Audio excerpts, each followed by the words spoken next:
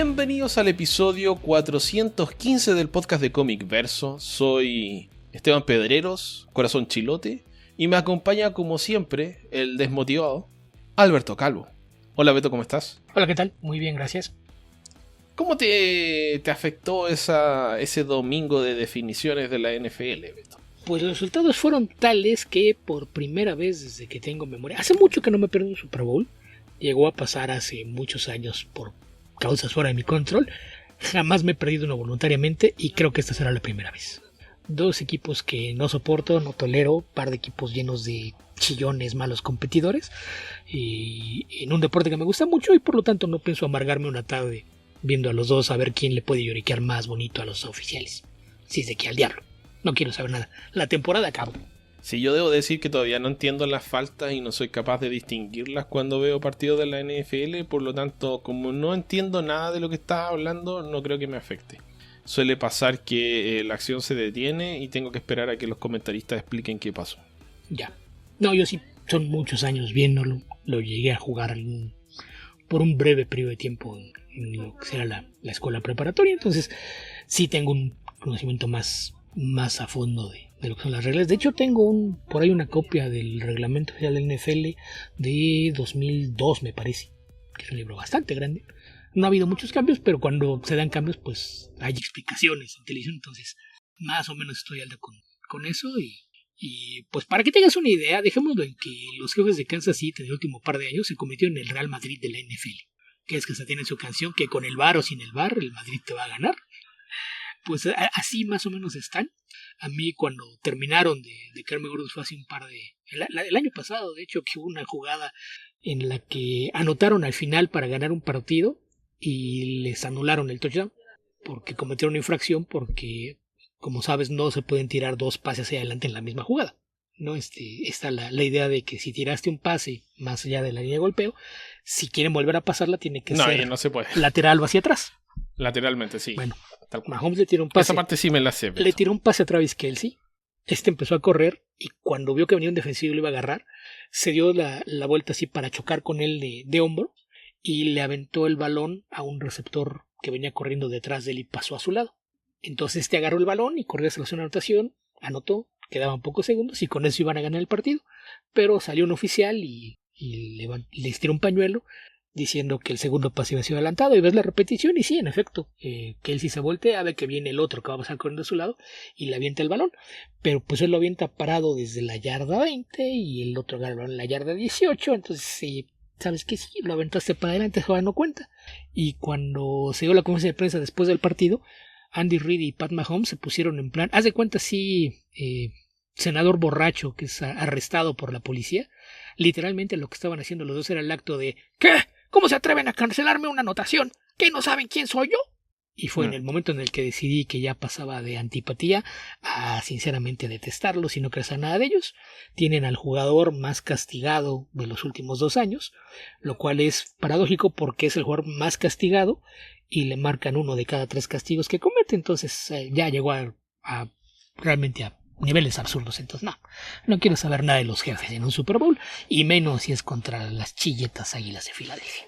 Ok, Beto, esas pobres águilas calvas y esos jefes que no han optado todavía por cambiarse un nombre que creo que está igual de mal que los Redskins de Washington, ¿no? Lo que pasa es que como el término no es peyorativo, a diferencia del otro que es en descripción a la apariencia física, no lo ven tan mal. Entonces sí, es la más razón por la que siguen existiendo, por ejemplo, los Bravos en el béisbol. Ok. Que allá quitaron a los Indios de Cleveland, que igual era un término peyorativo, pero Bravos no afecta en ese sentido. Y lo mismo pasa con muchas universidades que tienen nombres de tribus. Pues se quedan sin mayor problema. Más bien fue eliminar una palabra peyorativa en ese cambio de nombre, pero pues sí se entiende la idea, sobre todo considerando que la forma en la que los apoya la gente es simulando un tomahawk en las tribunas, ¿no? Entonces pueden decir que no hay intención racista, pero creo que sí hay una actitud que va para ese lado. Pero tomando en cuenta que es un equipo que tiene en su plantel a un golpeador de mujeres, a un misógino declarado y a alguien que se sospecha que fue cómplice en la violación colectiva de una menor de edad, pues tampoco me sorprende que sea alguien un equipo dispuesto a tolerar esa clase de cosas, ¿no? Bueno, ya lo están haciendo. Sí. Ok, Beto, ¿qué te parece si cambiamos de tema y empezamos a responder las preguntas que se nos acumularon en estas 2 semanas de buen aire? 3. No, 2 semanas de buen aire, árboles, ríos, lagos, no sé, naturaleza y libertad. Que hayan sido 2 semanas las que te fuiste a vagar a un paraíso austral no implica que sean preguntas de semanas, son preguntas de 3 semanas porque nuestra última grabación fue el 8 de enero. Es decir, hace 21 días, porque estamos grabando el miércoles 29 de enero. Bueno, démosle entonces, Beto. Respondamos esas preguntas. Aclaremos esas incógnitas que han tenido la gente en Ascuas durante tanto tiempo. Entonces, partamos por Discord, donde Arturo López pregunta: ¿ha leído trabajos de Daniel Klaus? ¿Qué les parece? No. Beto ha comentado varios. Sí, si no tal cual así, comentario completo, por lo menos de pasada. Sí, hemos mencionado por aquí varios de sus trabajos. Quizás el más famoso a raíz de la película sea Ghost World, ¿no? Esa sí estoy seguro de que no se la comenté, sino, si no me recuerdo, también hay recomendaciones de la Comicteca al respecto. Y pues sí, ese seguro que sí. Es uno de estos autores de los más respetados en el circuito independiente, ¿no? Es una de las figuras clave para entender parte de lo que es el cómic independiente norteamericano. Y a mí en general me gusta bastante. Es la clase de cosas que a lo mejor no le puedes recomendar a todo el mundo porque habrá quien te diga, ¿y eso qué? Porque muchos de ellos son semibiográficos, ¿no? Si no específicamente de su vida, reflexionando sobre temas de ocurrencias que ha tenido en su vida cotidiana o de gente cercana a él. Tiene por ahí una biografía de Will Elder, uno de los artistas de la IC, uno de los fundadores de MAD y demás, además de pues varias que la mayoría son conocidas como novelas gráficas, pero muchas de ellas fueron creadas de forma serializada en diversas publicaciones antes de que empezara a haber tomos, ¿no? Que creo que la otra que es también más o menos conocida es Art School Confidential, que también tiene película. Pero es uno de esos artistas dibujantes que a mí me gusta bastante su trabajo. Quizás sea uno de los más famosos junto con, no sé, Keith Ware, Charles Bond y Craig Thompson, probablemente sean los otros nombres que suelen barajarse como las grandes figuras del cómic independiente norteamericano. Ok, Beto, también hay una película de Wilson. ¿Qué otra pregunta tenemos por ahí? Fíjate que la de Wilson no la he visto, ahora que lo mencionas, tendré que buscarla. Que ese cómic también ya tiene como 12, 15 años, algo así. Después de eso, Tío Co dice: ¿en alguna etapa les gustó el arte de McFarlane? Sí. A mí pasa algo bien curioso, nunca me gustó su arte en interiores. Me gustan algunas de sus portadas, pero no más. Siempre todo el mundo me lo quiso vender como que era un artista extraordinario y nunca le agarré el gusto a sus interiores. Ahí sí no. Yo te diría que tuve un breve entusiasmo con McFarlane cuando empecé a leer Spawn. Pero me aburrí rápidamente con Spawn. Spawn me duró el entusiasmo, yo creo que yo creo que debe haber sido Torment y unos 5 o 6 números de Spawn. Y ya, renuncié. Así que debe haber sido poco menos de un año, poco más de un año. A mí Spawn me hizo trampa y eso me hizo durar más tiempo del que debía. Sí, ya los he comentado varias veces, Beto, que son todos los escritores invitados entre el número 8 y el 12, creo que era. Por ahí. Del 7 al 11. No, el 7 no era. No, el 7 tiene el 7 termina en que se va a ir al infierno, entonces a partir del 8. Son 8, 9, 10 y 11. No sé qué. Sí, los de Frank Miller, Dave Sim, Neil Gaiman, Grant Morrison. No, ahí no es Grant Morrison. Grant Morrison llegó después. Esa fue la segunda parte del timo, porque esos fueron los primeros que leí. Eran Alan Moore, es el que te está faltando, que fue el que escribió la historia del infierno. Alan Moore, eran sí. Alan Moore, Frank Miller, Neil Gaiman y Dave Sim. Eran ellos 4 los escritores invitados. Fueron los primeros 4 números que leí de Spawn. Y dije, oye, pues esto no está mal. Si yo sé que este tipo es malo, no sabe escribir, le hizo Spider-Man, por cómo es que esto sí funciona. Y fui y conseguí los primeros 6 números.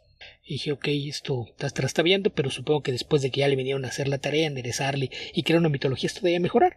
Pues como que había arranques en falso y no, y luego cuando se fue a hacer el crossover con Batman, fue cuando Grant Morrison y Greg Capullo hicieron 3 números de relleno de la historia con Houdini, que son, si no mal recuerdo, el 18, 19 y 20, si no mal recuerdo. Y dije, bien, sí, este cómic sí funciona. Y no, se fueron y regresó otra vez McFarlane, y ya creo que en el número 25, si no me acuerdo, dije, no, al diablo, mientras lo siga escribiendo él, esto no va a funcionar, solo funciona cuando lo escribe alguien más. Y fue cuando finalmente me bajé del barco. Pero no, como artista, digo que su narrativa siempre me pareció lo más pobre. En alguna entrevista él dijo algo que creo que hace que entiendas por qué no funciona su narrativa. Porque él jamás se preocupó por contar historias visualmente. Se preocupaba porque se vean bien. Decía que una forma que había encontrado que podía servir para hacer las historias, decía que podía dibujar viñetas sueltas, revolverlas en una mesa y luego ordenarlas al azar y hacer que su página funcionara. Lo cual es una estupidez, y quien quiera que haya intentado contar una historia con imágenes sabe que no funciona así. Entonces eso me terminó de confirmar que era un imbécil que no sabía contar historias visualmente y que no debía seguir perdiendo mi tiempo con él. Pero no, a mí me gustan algunas de sus portadas en Spider-Man, pero como artista interior es tan mal narrador que lo pondría en la misma bolsa que Alex Ross. Tiene algunas imágenes y pin-ups que se ven muy bonitos, pero es incapaz de contar una historia visualmente. Y si no puedes contar una historia... Yo recuerdo que cuando... ¿Sí? Sí, si no puedes contar una historia con imágenes, dedícate a otra cosa, no hagas cómics. Yo recuerdo que cuando lo empecé a leer, que fue... A ver, yo creo que lo primero que vi de McFarlane fue Invasión, si no me falla la memoria, donde él dibuja... A ver, creo que el primer número. Porque Invasión no me acuerdo si son 3 o son 4, porque la versión que leí yo creo que eran 4, entonces me parece que la original eran 3 cómics de 80 páginas. Y me parece que él dibuja como 60 páginas del primer número. Después Kit Giffen dibuja es lo que resta de ese número más el segundo número. Y el último lo dibuja Bart Sears, que después pasó a Justice League Europe. Y vi eso, después aparecieron por acá brevemente cómics de Marvel editados por una editorial argentina que se llama Columba, que no sé si la editorial murió como tal, pero por lo menos su ala de cómics duró un año. O sea, su ala de cómics de Marvel, porque se publicó cómics antes y después. Y ahí con lo que partieron fue con el X-Men de Claremont y Jim Lee, o sea, con el X-Men número 1, perdón, y el Spider-Man de McFarlane, el Spider-Man a seca, donde la primera historia es Torment, que fue la única. A ver, no, sí seguí comprándola después, porque después venía una con Hobgoblin. Y al principio me llamó la atención, que lo noté creo que en el segundo o tercer número, que tenía las 5 primeras páginas del mismo diseño de viñeta. Entonces al principio pensé que era, no sé, alguna elección artística, que había algún trasfondo, alguna simetría que descifrar. Después me di cuenta que no. Que solo eran las mismas viñetas de las primeras 5 páginas. ¿Alguna intención narrativa detrás de eso? No realmente.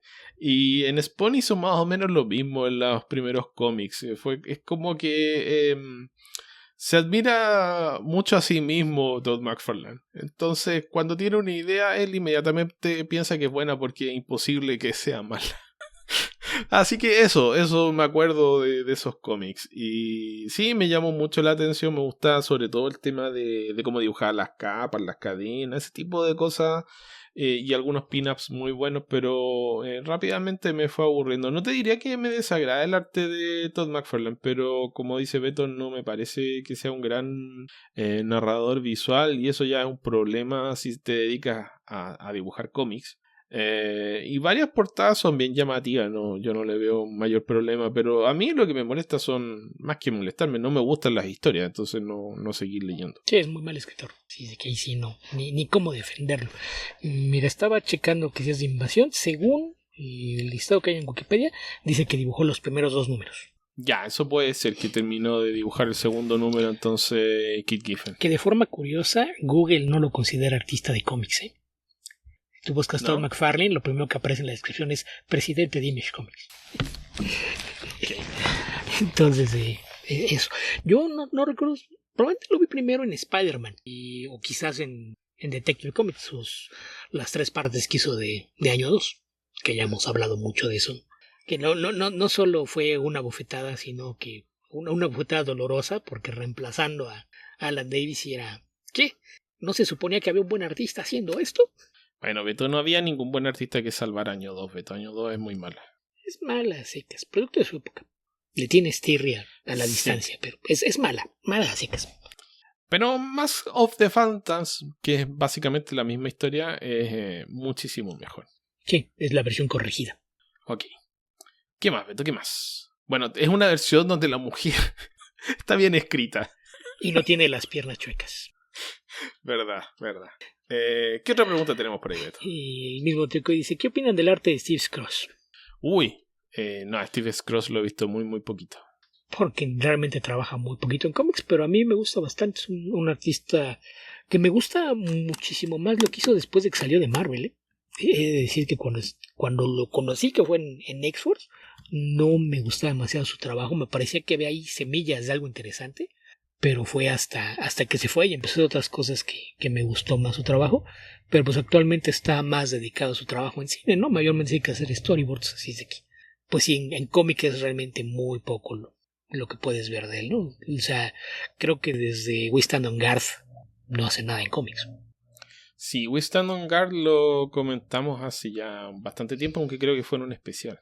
No recuerdo, pero pues es un cómic que tiene ya cerca de 10 años, ¿no? Es que como de 2013, 14. Puede ser, pero Beto, ya llevamos más de 10 años haciendo podcast. Sí, por eso sé que tiene bastante tiempo. Ok. ¿Qué otra pregunta tenemos por ahí? JJ 2049. ¿Qué dibujante les hubiera gustado que durara más tiempo en The Amazing Spider-Man? En mi caso es Steve McNiven, que creo que no hizo más de 5 números y fue durante la etapa de Brand New Day. Más tiempo. Para mí es muy fácil la respuesta. Steve Ditko. Pues Ditko estuvo más de 2 años. Bueno, y tomando en cuenta que empezó como bimestral, más todavía, ¿no? Pero no dijo más de 2 años, dijo más tiempo. ¿Más tiempo que el que estuvo? Pero ya tenía tantas broncas con Stan Lee que quién sabe en qué hubiera degenerado. No estamos diciendo el contexto histórico, qué pasó, nos están preguntando si queríamos que estuviese más tiempo. Ok. Yo en mi caso es muy fácil la respuesta. Marcos Martín. Okay. Que deben ser 9 o 10 números nada más. Creo que sería que me gustaba que hiciera más. Ni siquiera seguidos, me parece. No, fueron salteados porque fue en 3, 6, después 3, una cosa. Es que fue en la época en la que salían 3 números al mes, entonces era muy bien, había varios artistas ahí circulando. No tuvimos mucho de él. Y alguien que además es muy fan del personaje y me gustaba ver más de él porque según yo nada más dibujó un anual, Brad Walker. Es mega fan de Spider-Man y lamentablemente he hecho muy poco con él. Ok. Sí. Creo que es una respuesta muy fácil la que di y probablemente no debería haberme esforzado más, pero es lo que se me ocurre en estos momentos. ¿Qué otra pregunta tenemos, Beto? Ok, el mismo JJ me pregunta si hemos leído el Spider-Man with Great Power de Dave Lapham. No. Yo sí. Me parece un cómic bueno a secas. No es ninguna maravilla, pero me parece que está bien. Es, pues más que nada es... pues volver al tema recurrente, ¿no? Tratar de explorar la idea de qué es lo que motiva a Peter Parker para ser Spider-Man. Es una miniserie, no recuerdo si son 5 o 6 números, y esto debe haber salido por ahí como de 2007, 2008, que es Dave Lapham escribiendo con Tony Harris como artista. Me acuerdo que en esa misma época sacó una serie de unos 12 números de Batman con un dibujante español, que no me acuerdo el nombre ahora. Así que parece que hizo Batman y Spider-Man seguido o al mismo tiempo. Probablemente seguidos, porque fue la época en la que trataron de... pues esto que de repente hacen mucho Marvel y DC, ¿no? De agarrar a escritores y artistas que les ha ido bien con proyectos independientes y tratar de meterlos al mainstream, aunque sea con calzador, porque creo que el trabajo de Lapham creo que funciona mejor en géneros que no tienen nada que ver con superhéroes. Creo que es uno de los mejores autores, por ejemplo, de cómics de crimen, pero sus cosas con superhéroes siempre han resultado un tanto polémicas. Lo que hizo en Batman, según yo, fue antes, debe haber sido por ahí como de 2005 o 2006. Según yo, fue en las páginas de Detective, pero no podía asegurarlo, y la verdad es que no recuerdo quién haya sido el artista en aquel entonces. Ok. ¿Qué otra pregunta tenemos por ahí, Beto? Arturo López dice, ¿han leído a Chantal Montelier? Yo empecé a leer Social Fiction, a ver Salud. qué tal. No, Chantal Montelier es una de las autoras legendarias de cómic franco-belga. Yo lo ubico más por reputación que otra cosa. Nunca he leído nada de ella. He visto por ahí imágenes de su trabajo, pero nunca he leído nada. Y la verdad es que sí me interesa echarle un vistazo porque es una de las figuras legendarias del cómic franco-belga. Una de las mujeres más respetadas en un medio que si los gringos son misóginos, los franceses no se quedan atrás. Entonces, que haya tenido una carrera tan larga es algo que sí llama la atención y sí me causa mucha curiosidad ver algo de su trabajo, pero nunca lo he hecho. No, yo para nada, ni siquiera la conozco. Ok. Y eso solo habla mal de mí. Beto, era Ramón Bax, o Bach, el dibujante. Y el cómic tenía un subtítulo que era City of Crime. Y se publicó entre Detective Comics 800 y 814 con un pequeño relleno entre medio. Ok. Es de la época en la que Bax todavía tenía la F intermedia, ¿no? ¿Qué cosa tenía una F intermedia? Firmaba como Ramón F. Bax, ¿no? Puede ser, pero lo encontré en Amazon y no está escrito de esa forma. Sí, porque ya no usa así su nombre. Pero cuando empezó a dibujar cómics, por lo menos cuando empezó a trabajar en DC, era como firmaba como Ramón F. Bax, que según yo la F es de Fernández. Yo creo que se dio cuenta de y que... es de 2005 el cómic. Ya. Sí, en algún momento de plano decidió eliminar la F. Y es como para su nombre, que igual que Amazon, como tiene páginas de autor, cuando alguien Creo hace que eso... su apellido ya es suficientemente complicado para andar agregando. Es como Christos Gage, que eventualmente quitó la N, que en realidad era un chiste. Sí, Engage. Entonces, probablemente fue lo mismo. Es como un sobrenombre que eliges a los 15, pero que a los 30 te empieza a molestar. Digo, yo cuando conocí a Bax era F. Bax. Y después no un sobrenombre, un seudónimo. Sí, en este caso no era un seudónimo, porque según yo la F era de Fernández. Nada más que decidió que pues ya lo conocía así la gente, pues la inicial ya estaba de más. No sé qué piensen su papá y su abuelo de que haya votado su apellido, pero pues si le funciona. Probablemente solo por hacerlo sufrir se lo reclaman. Sí que están vivos. ¿Qué otra pregunta tenemos por ahí? Con eso acabamos con las preguntas de Discord. Entonces, hay un puñado en Twitter que creo que es buen momento para hacer un anuncio, ¿no? Les vamos a pedir a quienes nos dejen preguntas en Twitter que nos las hagan llegar por otra vía, porque Esteban ya borró su cuenta de Twitter y yo estoy a nada de hacer lo mismo con la mía, porque eso de haber descubierto hace un par de semanas que a la X le falta una patita a cada uno de los brazos, pues sí, creo que ya fue la gota que derramó el vaso y creo que ya no queremos nada que ver con esa red social. Entonces, a quienes todavía nos dejan preguntas por allá, que mayormente son Gaider Abdul, de repente Tío Coy y a veces Israel Ortiz y HG Santarriaga, sí les vamos a pedir que nos dejen llegar por otro lado, que según yo, al menos Tío Coy y Santarriaga están en Blue Sky. Pues ya, yo creo que es momento de que hagan el salto completo y nos las dejen por allá. Gaider no tengo idea qué piensa hacer con su vida y Jerry tampoco, así es de que pues sí sería, les agradecemos bastante que utilizaran alguna otra vía para dejarnos las preguntas, porque ya no queremos tener que entrar a Twitter ni siquiera buscarlas, por favor. Hay un puñado ahí de Gaider, una de Teco y una de Yo estuve 2 semanas en ese paraíso austral del que hablaste y no vi noticias, nada, y fui muy feliz, como dice la canción, yo era tan feliz. La ignorancia es dicha, como dicen por ahí.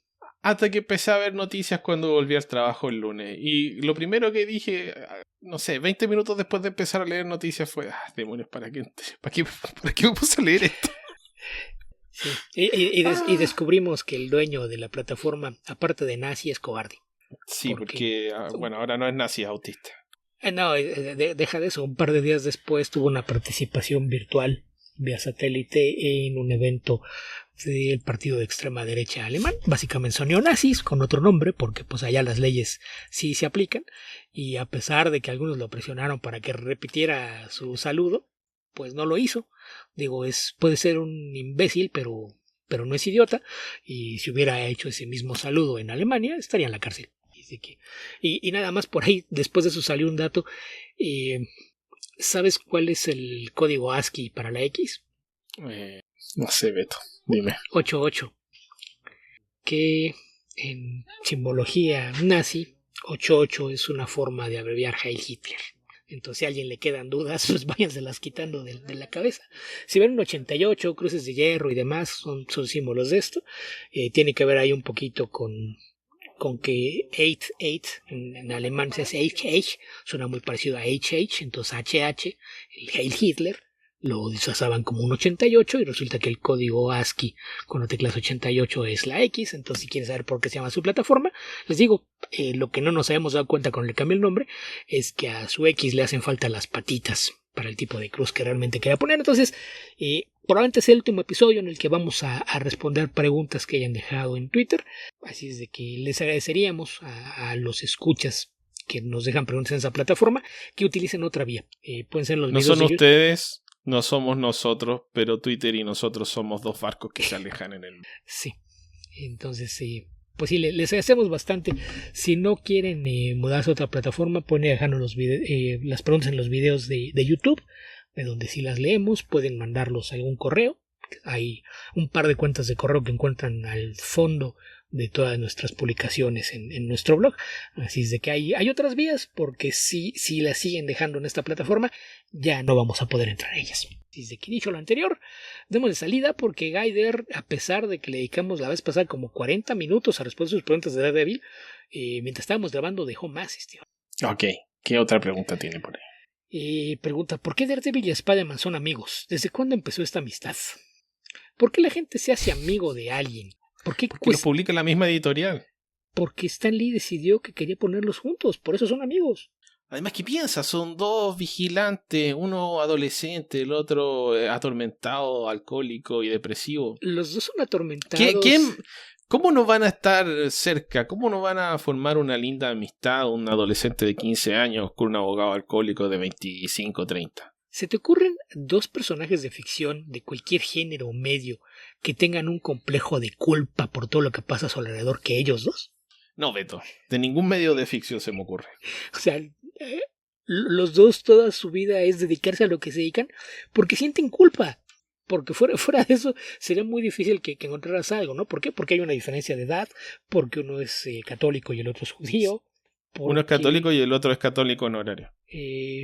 Pues entre comillas, porque en realidad siempre existió la noción de que era judío. Ahí eso es algo que no. O sea, me refiero por la tradición católica de sentirte culpable tanto de lo que haces como de lo que no haces. Pero alguna vertiente de los judíos es similar en ese aspecto. Me imagino, porque les copiamos muchas cosas. Sí. Vienen de la misma raíz, entonces no es algo que sorprenda. Pero hay una diferencia. Dije les copiamos, Beto. Yo ya abdiqué de eso. Tú me traspapeles. Te traicionó el subconsciente. No, yo sí fue. Aquí pinto mi raya y jamás miraré atrás. Entonces no tengo ese problema. No tengo esa clase de desliz. Pero pues sí, mayormente fue eso. A alguien se le ocurrió que querían ponerlos juntos. Son dos héroes que dentro del universo Marvel pues comparten la noción de que son los héroes de calle, ¿no? Los que protegen a la gente común de crímenes mayormente comunes, ¿no? No son los Avengers, no son los X-Men, no pelean contra extraterrestres o contra amenazas de otras dimensiones. Lo llegan a hacer, pero eso no es lo que dicen. Son más bien un par de héroes urbanos que tienen un altísimo sentido de responsabilidad propulsado por la culpa y que pues esto a nivel narrativo pues ofrece algunas posibilidades interesantes. La razón por la que los pusieron juntos, porque, insisto, la diferencia de edad, la diferencia de credo y hasta los distritos, ¿no? los boroughs en los que viven en Nueva York, pues son muy distintos, ¿no? O sea, sí hay muchas cosas que dices, ¿cómo carajos terminan siendo amigos estos dos? Pues por la cosa a la que se dedican, ¿no? Mayormente son dos vigilantes que quizás son los más preocupados por proteger a la gente común en las calles, y eso fue lo que hizo que pronto los autores encontraran la forma de juntarlos en historias. Entonces es algo que viene desde los años 60 y pues como es algo que está ahí casi desde el principio, nunca nadie ha cuestionado por qué. Porque aparte, una vez que dos personas se hacen amigos, nadie cuestiona cómo se conocieron o por qué siguen siendo amigos. Es algo que simplemente sucede. Sí, y no es como que uno tenga grandes historias de cómo se conoció con sus amigos, realmente. No en todos los casos, por generalmente suele ser, pues estábamos en el mismo lugar y empezamos a platicar y una cosa llevó a la otra y ya. Claro, decidimos platicar una segunda vez y después una tercera, o conversar acá en Chile, y lo seguimos haciendo. Y parte de ser amigo es un hábito también, así que está bien. O sea, dice que si haces algo por más de 20 días, después se transforma en un hábito, Beto. ¿Tienes una idea de cuánta gente conozco que mi primer contacto con ellos fue un par de comentarios en una fila para firmas en la mole? No, Beto. No me alcanzan los dedos para contarlo. O sea, es muchísima gente. Ok, ¿qué otra pregunta tenemos por ahí? Después el mismo Gaider dice: ¿han leído Daredevil, Spider-Man, Unusual Suspects de Paul Jenkins? ¿Qué nos pueden contar sobre él? ¿Sobre Paul Jenkins? No, sobre el cómic, Beto. ¿Quieres saber si vale la pena leerlo? Insisto, si es tan fan de los dos personajes, ¿por qué siempre se cuestiona si quiere o no leerlos? Nunca lo he entendido. yo creo que tal vez nos escuchó hablar de manera poco entusiasta sobre Paul Jenkins, del que hablamos que mucha gente habla de manera muy entusiasta, y por eso se cuestione si valdrá la pena o no. Ahora, ¿qué tan malo puede ser Gaider? ¿Cuántos números son esta miniserie? ¿5? ¿6? Probablemente 5, no creo que sean más, pero pues de las personas que hablan de forma entusiasta de Paul Jenkins, él es uno. Entonces, ¿qué más? ¿Qué esperas? ¿Tienes Sí, dos personajes dos personas favoritos? que le gustan, ¿Un escritor favorito? Un escritor que le gusta. ¿Por qué cuestionárselo? Yo la leí la vez que no me acuerdo. Ah, pero mira, nos está haciendo trampa, Beto. ¿Por qué? Porque lo busqué y es un trade paperback y no existe una historia que se llame así, parece. Ok. Porque dice... recopila Daredevil Ninja 1 a 3, Daredevil Spider-Man 1 a 4, Daredevil 20 a 25 y 51 a 55 y Spider-Man Daredevil número 1. Ok. Así que no estoy seguro que sea una historia de acuerdo a lo que encontré aquí. Podría ser un crossover entre las dos series. Puede ser. Con tie-in Puede ser. a una Puede ser. miniserie. No lo sé. Pero sí yo... O hay dos cosas que tienen el mismo nombre, porque por acá sale una miniserie con ese nombre de 2004 de Paul Jenkins con dibujos de Phil Winslade. Ok, esa era la que yo estaba pensando. Que según yo, eso fue cuando acababa de llegar Quesada con Palmiotti a hacer los Marvel Knights, porque si no me recuerdo, muchas de esas miniseries con esos personajes los editaba Nancy Dakeshian, que es la esposa de Joe Quesada. Así es de que... La tinta Tom Palmer. Ok. Y son 4 numeritos apenas, Gaider, así que yo creo que si te interesa, léelo. ¿Qué tan mal te puede ir? Sí, yo lo leí y la verdad es que no lo recuerdo, entonces no es algo que me haya ofendido como para recordarlo de maldito, pero tampoco es algo que recuerde de alguna forma, entonces... No es una afrenta de 20 años, Beto. Sí, así es de que supongo que está bien, no sé, no es memorable, pero tampoco ofensivo, así es de que dejémoslo ahí. No es memorable ni por lo bueno ni por lo malo. No, es que del Spider-Man de Jenkins, por ejemplo, me gusta mucho lo que hizo con Humberto Ramos, porque hizo un gran trabajo de desarrollo de Peter, pero como cómic de Spider-Man tienden a ser hacia el lado de lo aburrido. Si no te interesa el personaje, los cómics de Jenkins se sienten aburridos, pero me gustan porque hizo un gran trabajo con el desarrollo de Peter como persona, la parte civil. Mira, en Goodreads tiene una nota de 3,65 de 5, así que eso significa que es mediocre tirando para bien. Sí, bueno, pues ahí está eso. Después dice, acabo de encontrar otro Daredevil Spider-Man de Marvel Knights.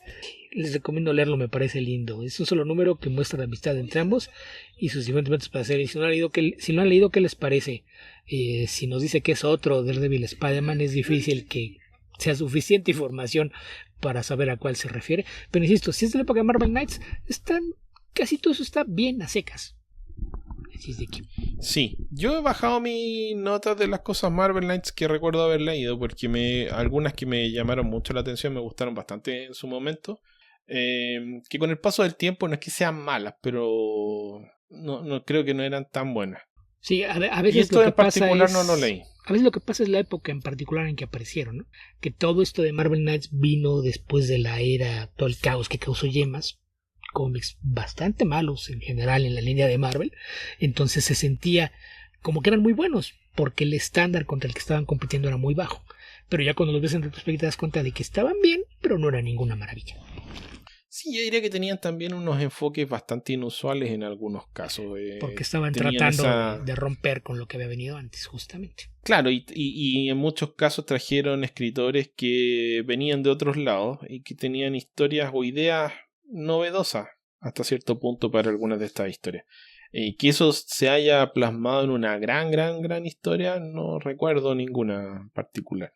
Y si están pensando en las Daredevil de Kevin Smith, yo también pensé en esas y no las incluí. A mí a la fecha me parece que Devil Guardian se sostiene decentemente, sin ser ninguna amarilla. Creo que sostiene como un buen cómic de Daredevil, que ya en perspectiva y tomando en cuenta que es una de las series de Marvel con uno de los mayores estándares de calidad, pues sí queda muy abajo en cualquier lista de quieras ver por etapas. Kevin Smith termina por caer bastante, pero no me parece para nada malo. Yo no dije que fuera malo, Beto, solo no lo voy a incluir en ninguna lista de lo mejor de. Insisto, con Daredevil esa es una lista demasiado competitiva. ¿Qué más, Beto? ¿Qué más? Y la última, dice, no he visto la película de Fantastic Four que sacó la Fox para no perder los derechos. ¿Es tan mala como dicen? Sí. Yo tampoco la he visto. Dice, ¿por qué piensan que fracasó a pesar del buen elenco? Porque un buen Porque muy elenco mala. jamás hace una buena película. Hay cantidad de historias de actuaciones desperdiciadas. Lo más importante es que tengas una historia que contar y que sepas cómo contarla. Entonces no tiene que ver una Mira, cosa con la otra. es un buen elenco que actúa pésimo. Te puedo decir eso. Pasa cuando están Porque mal la verdad dirigidos. O cuando no tienen nada que hacer. se sienten muy perdidos en la película sobre cuáles son los roles, porque es una especie de... Ese Fantastic Four está más bien inspirado en la versión Ultimate de los Fantastic Four. Entonces le cambian varias cosas. De partida el accidente no es en el espacio, sino que viajan a la zona negativa. Y hay algunos aspectos de diseño que son curiosos. El Thing de esa película era un muy buen actor que lamentablemente se pierde en el CGI. La versión que intentan utilizar, o sea, que tratan de crear para Reed Richards es la versión, es un Elon Musk, Beto. Pero que sí es genio, no como el otro. Es un Mark Zuckerberg, es una versión muy difícil de Te quiero de compartir. empatizar. Ahorita que mencionaste eso, alguien se le ocurrió un apodo que me parece genial. Para que no tengamos que decirlo como mucha gente que le dice Mel o Mo o Husk o cosas por el estilo. Dilbert Starks. ¿Dilbert cuánto? Dilbert Starks. Él cree que es Ok. un genio como Tony Starks, trata de venderse así, pero él es un imbécil como el jefe de Dilbert. Dilbert Starks. Ok, me parece. Entonces, cada vez que digamos Dilbert Stark, ya saben de quién estamos hablando, ¿ok? Sí, a mí, yo vi los trailers y me parecía que eso no iba a funcionar de ninguna manera. No, nunca me di el valor ni por morbo de verla. Muchas veces recurrimos a ver cuáles son las opiniones en Rotten Tomatoes para hacernos una idea de si somos nosotros o cómo está la percepción. ¿Sabes cuál es el porcentaje de críticas positivas que tiene Fantastic Four de 2015, Esteban? 15, No, 8. 9.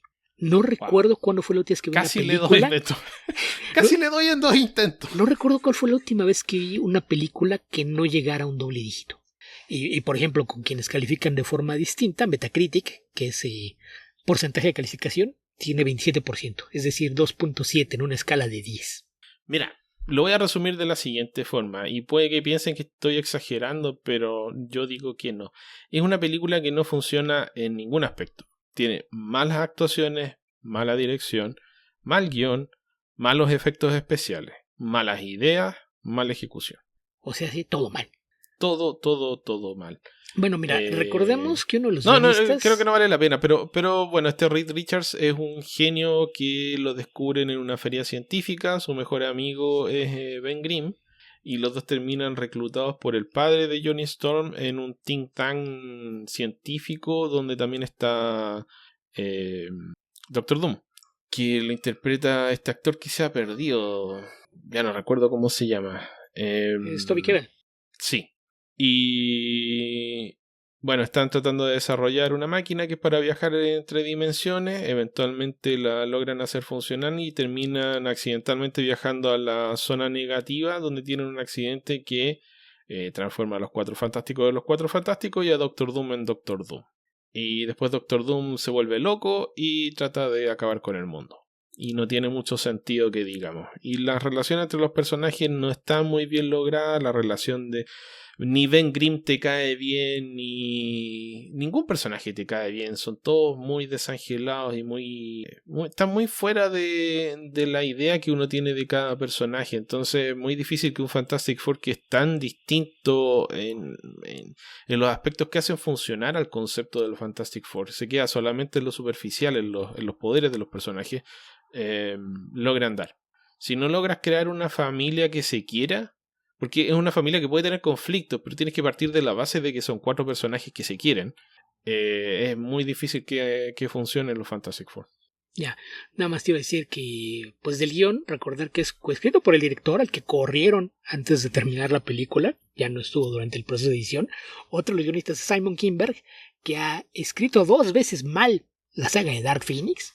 Entonces, pues ya, con esos antecedentes, pues creo que no había mucho para dónde hacerse, ¿no? Sí, supongo, la verdad ya esos detalles se me escapan, pero sí recuerdo las cicatrices que me dejó ver esa película. Sí, y nada más recordar que Simon Kimber, después de que lo ha hecho mal 2 veces, el año pasado decía que si Marvel quiere hacer para el MCU la saga Fénix Oscura, le gustaría volver a tratar. Sí, viejo, pero hay gente que no lo ha intentado en lo absoluto y podrían tener otra opción antes que tú.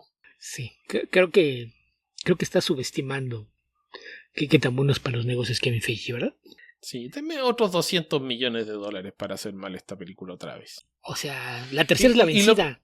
Y lo peor es que le quitas valor a una historia que si lo hubieses hecho bien desde el principio probablemente hubiese funcionado de manera memorable para los fans de los X-Men y has terminado haciendo que sea una historia que la gente dice, ah, sí, pero vi la película y no era tan buena. Mira, la primera vez puede tener la excusa de que hubo mucha interferencia del estudio, el proyecto aceleró y lo que sea.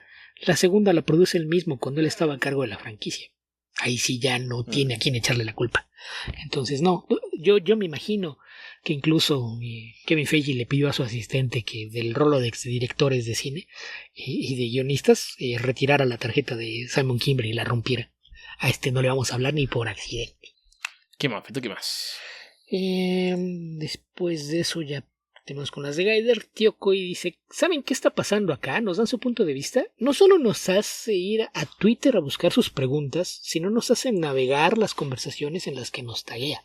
Y esto era en donde alguien ligó a la historia de la New York Magazine y Leia Pearl, que fue quien finalmente recopiló toda la información acerca del caso de Neil Gaiman, que recordarán que cuando se dieron estas denuncias de 2 personas que trabajaron en su casa en Nueva Zelanda durante la pandemia, pues dijimos que no podemos comentar mucho más porque no había más información y nos llamaba mucho la atención que no se hubieran reportado más casos, ¿no? Que es lo que suele pasar. Generalmente 1 o 2 mujeres toman el valor de salir y decir qué fue lo que les sucedió y esto hace que más mujeres se animen y de repente pues ya empieza a darte una idea más clara de un historial de conducta impropia de los involucrados. Y aquí lo que hacemos es que no solo no había más datos, sino que la cobertura que se le está dando era mínima.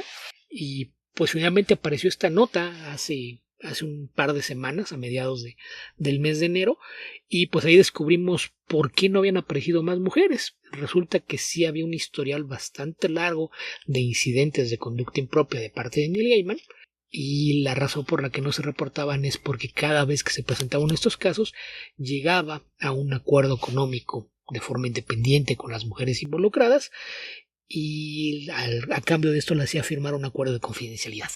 Entonces esto les hizo la gran Vince McMahon, Beto. Oye, Beto, ¿qué te parece si antes de que sigas ahondando en este tema terminamos las otras preguntas y después nos dedicamos a pleno al tema de Neil Gaiman? Me parece bien. Entonces saltamos a la última de Twitter, que sería de Israel de Dark Ortiz, que dice: saludos caballeros, en esta ocasión les pregunto si les gusta o qué opinan sobre el arte de Brian Murray. Perdóname la ignorancia, pero no lo conozco. Yo aquí el mismo caso, lo que me hice un rato, lo conozco más por reputación que por otra cosa. No tengo idea, nunca he visto su trabajo, no podría hablar al respecto. Pero si tienes algo que nos sugieras para echarle un vistazo, pues podríamos intentarlo, porque según yo también es alguien que ha trabajado más en cine. Si estamos pensando en el mismo Brian Murray, un artista conceptual en cine, o si estamos hablando de un artista de cómics de hace un par de décadas que no ha hecho mucho. No sé por dónde vaya la pregunta. Sí, yo no puedo aportar nada en este aspecto. Vamos a las preguntas de YouTube, Beto. Que son las últimas, donde tenemos primero una de Sigangolo que dice: hola, espero que se encuentren bien. El tema es sobre Mi Pingüín, que creo escuché que era un título del agrado de Alberto. Pues no de mi agrado, pero pues es parte de las cosas que crecí leyendo. De sus reformas legales entre Yolanda Vargas y Sixto Valencia, yo entendí por un podcast de Luis Gantús que los derechos del nombre se los quedó Vargas y los derechos de imagen eran para Valencia. Perdonen mi ignorancia, pero si el personaje lo creó Alberto Cabrera, ¿cómo se lleva a juicio un tema de derecho de autor cuando ninguno de ellos lo creó? Saludos. Yo no tengo nada que aportar ahí. Pues aquí el tema es complejo y raro, porque aunque el creador es Alberto Cabrera, la versión que todo el mundo ubica de Penguin fue refinada por Sixto Valencia. Entonces la imagen que todo el mundo conoce del personaje la hizo Sixto Valencia. El tema es que tanto Cabrera como Valencia trabajaban para lo que eventualmente se convirtió en Editorial Vid, que era propiedad de la familia de la Parra, de Manilí de la Parra, era el esposo de Yolanda Vargas Dulce. Yolanda Vargas Dulce era la escritora de la mayoría de los títulos de la editorial, y como ella fue la que terminó de desarrollar el personaje y es responsable de muchas de las historias que lo definieron, pues se le considera como quien le dio forma. Entonces, para fines prácticos, la versión que todo el mundo conoce en Penguin no es la de Alberto Cabrera, sino la de Yolanda Vargas Dulce y Sixto Valencia. El tema es que por tratarse de algo que se hizo como Work for Hire, o lo que sería el equivalente, tú creaste el personaje o tú trabajaste en él, lo definiste visualmente, pero lo hiciste por encargo de alguien más.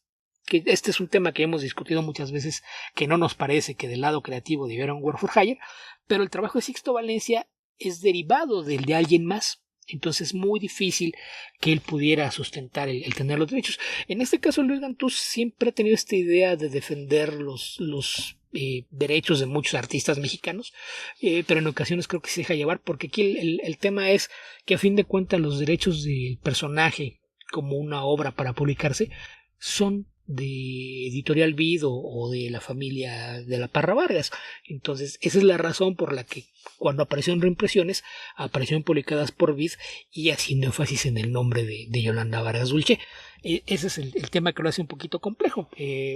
Sixto hasta los últimos años de su vida seguía peleando porque se le diera un reconocimiento legal, cosa que los temas de derecho de autor siempre son muy complicados. No se dio del todo, pero él al fallecer en su testamento dejó que le legaba a Meme Penguin al pueblo de México, lo cual pues es un gesto bastante lindo, pero que realmente no tiene mucho sustento legal. Ahí el tema es que las leyes generalmente están diseñadas para operar a favor de una compañía, entonces es muy difícil que esto en algún momento pudiera resolverse a favor de reconocer el hecho de que Sixto Valencia tuviese algún derecho legal sobre Memín, más allá de que hay que reconocer que la imagen que todo el mundo ve que al personaje sea de su creación, porque insisto, él no creó al personaje y a fin de cuentas lo hizo por encargo de una empresa en la que la escritora con la que trabajaba es además la dueña de la empresa. Pues eso hace que realmente haya muy pocas posibilidades de que algún día se le dé algún reconocimiento legal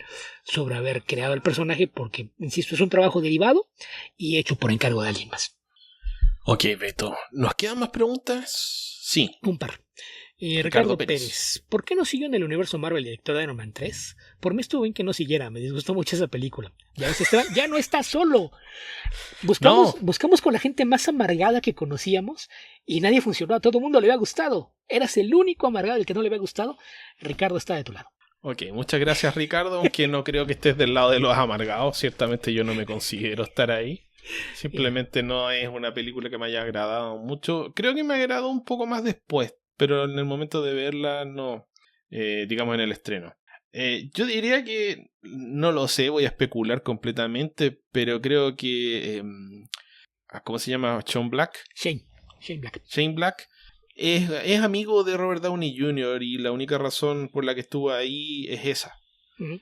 Entonces, una vez que cesó digamos, la seguidilla de películas de Iron Man, me parece que Shane Black no tenía muchas razones para seguir dentro del universo Marvel. No es un director que reclutó Marvel para hacer una película en particular, sino que es un amigo de Robert Downey Jr. que él propuso para que dirigiera la última película de Iron Man. Uh-huh. Y que es un director que tiene varias películas que nos gustan, ¿no? Podemos mencionar, de entrada es el creador de Lethal Weapon. Él era el guionista, no el director, pero los personajes son suyos. Es también el director y escritor de Kiss Kiss Bang Bang y de The Nice Guys. Así es de que, pues, The Nice Guys es mi película favorita de Shane Black. Sí, es un director guionista que es muy dado a trabajar de forma independiente, ¿no? De entrada es un director guionista. Y eso es algo que no siempre es una forma en la que le gusta trabajar a Marvel Studios. O sea, no sé si no es que sea muy dado a trabajar en forma independiente. Realmente creo que con su estilo, su sello, es muy difícil Que Es muy logre difícil trabajar de otra forma. que lo ajustes a trabajar dentro de una franquicia es muy complicado. Entonces, pues sí, el lazo con Robert Downey fue lo que hizo cuando... probablemente aquí mucho de esto tiene que ver cuando se enteraron de que necesitaban un nuevo director para hacer Iron Man 3. Me imagino que estaban pensando, ¿a quién podemos traer? Y probablemente Robert Downey dijo, yo tengo un amigo que dirige y escribe, le voy a hablar. Y por tratarse de Robert Downey... Y si no lo quieren contratar, no hago Iron Man. No creo que haya llegado a ese punto, pero pues hizo una body movie, que es algo que siempre ha hecho. O sea, Lethal Weapon es una body movie. Y si lo piensas de cierta forma, The Last Boy Scout y Last Action Hero son body movies. Kiss Kiss Bang Bang es una body movie. Iron Man 3 es una body movie. The Night Guys es una body movie. Es en lo que se especializa. Y es algo... Me gusta The Last Boy Scout. The Last Boy Scout no me parece que sea una buena película. Si estás triste, pero cómprate un perro. Si estás triste, cómprate un perro. No es una buena película, pero es muy entretenida. Es la única forma en la que uno lo puede decir. Y aparte, yo creo que es una película un poco con altos y bajos, pero muy, muy citable de Last Boy Scout. Porque es un muy buen guionista. La verdad es que eso es algo que hace que sus películas sean morales, porque siempre tiene buenas líneas. O sea, la interacción con diálogos que tienen sus personajes en las body movies es parte de lo que les caracteriza. Y si ves otra vez Iron Man 3, ve qué tan divertida es cada conversación entre Rhodey y Tony. Eso es lo que mejor hace. Entonces, más bien ahí es un tema de que él tiende a trabajar a su propio ritmo, a su propia manera, y es difícil que puedas integrar eso a trabajar con una franquicia. Que dicho lo anterior, podemos ahí ligar esto. Su siguiente trabajo va a ser una adaptación, no de un cómic, pero de algo que tiene mucho que ver con cómics, Esteban. ¿Sabes en qué está trabajando actualmente? No, para nada. Va a... O más bien, no sé si ya acabaron de filmar, creo que lo están filmando en este momento, un thriller de crimen que se llama Play Dirty. Está basado en una novela de Donald Westlake, que solía escribir bajo el nombre de Richard Stark. ¿Sabes quién es el personaje protagonista de Play Dirty? ¿Parker? Sí. ¿Quién va a ser de Parker, Beto? Esa es la parte que me preocupa. Va a tener a Marky Mark como Parker. Pero yo iba a proponer a Clive Owen, que habría sido un excelente Parker, Beto, hace 10 años. Pero se puede compensar, porque va a aparecer Grofield, que es otro de los ladrones famosos de otra serie de libros. ¿Quién va a ser de Grofield, Beto? ¿Jude Law? La Kid Stanfield, que es un gran actor. Entonces, no sé. Si hay química entre ellos dos, podría funcionar. Es que yo diría que Marky Mark la última vez que actuó fue en la película de Scorsese. Puede ser. Es alguien que no escoge muy bien sus guiones. Ahorita están por estar en una película que dirigió Mel Gibson, a la que todo el mundo está haciendo pedazos. Pero yo ahí asumo que es más culpa de Mel Gibson, que ahora es el embajador plenipotenciario de Donald Trump en Hollywood. Se inventó un cargo que no sirve de nada, pero su idea es tratar de tener a alguien que supervise que Hollywood deje de ser woke. Buena suerte con eso.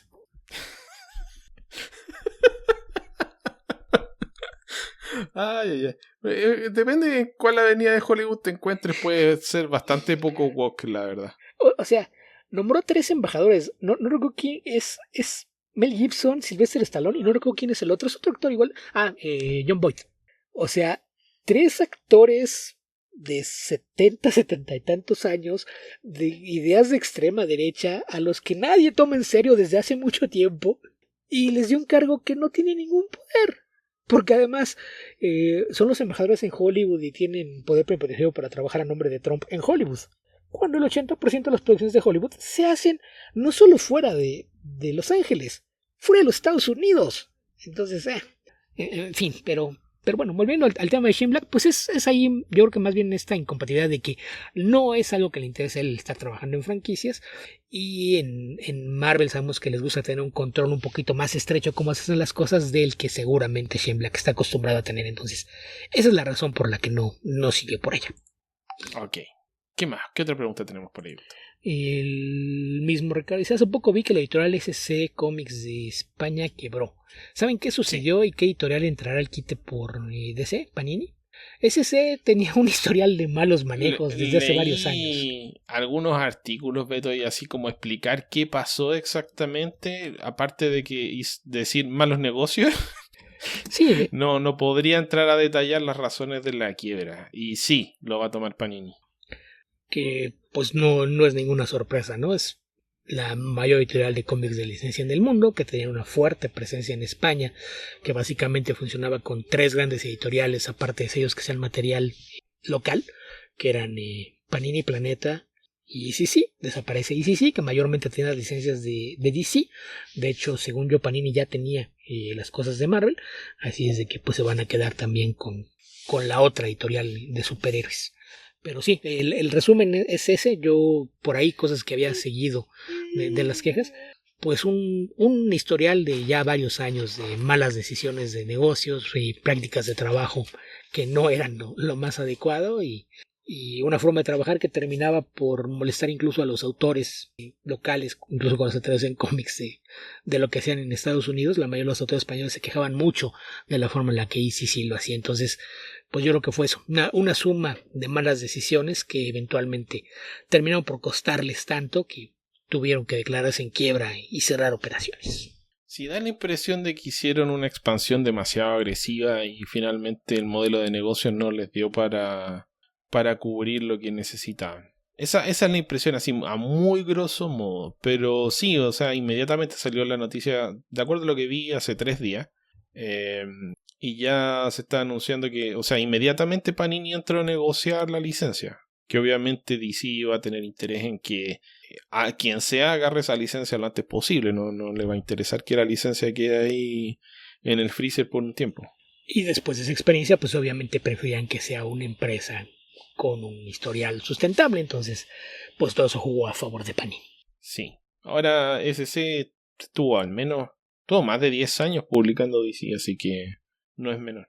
Sí, pero una expansión muy agresiva, o sea, partió en España, pero ya estaba en Argentina, en Brasil creo que también, no sé, era una empresa que creció muy rápido, que creo que partió de una comiquería, así que era una cosa bien loca.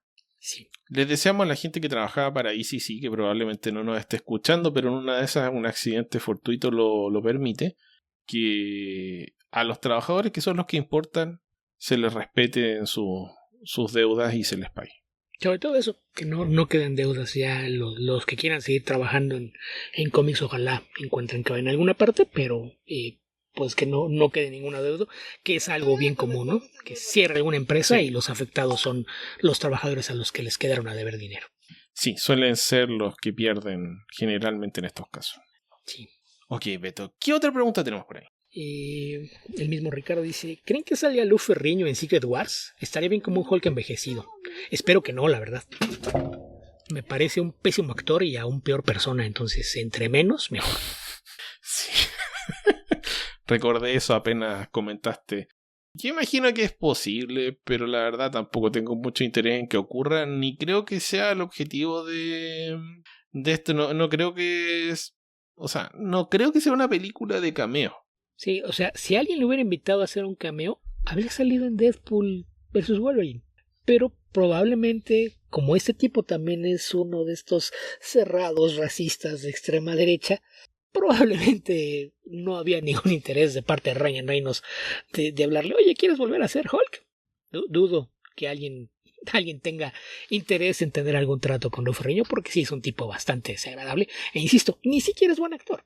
No, nunca lo fue. La última vez que apareció en un proyecto relacionado con Hulk, que yo sepa, fue en Hulk de Ang Lee, donde hacía de un guardia de seguridad en el lugar donde trabajaba Bruce Banner. Sí, nada más que cruzan caminando la puerta, se cruzan él y Stan Lee con Eric Bana, y eso es todo. Fue para lo único que lo pusieron, nada más porque les pareció un buen guiño, pero pues creo que hasta esa actuación se sentía fingida. O sea, imagínate, si no puedes fingir una conversación con Stan Lee, ¿qué tan malo eres como actor?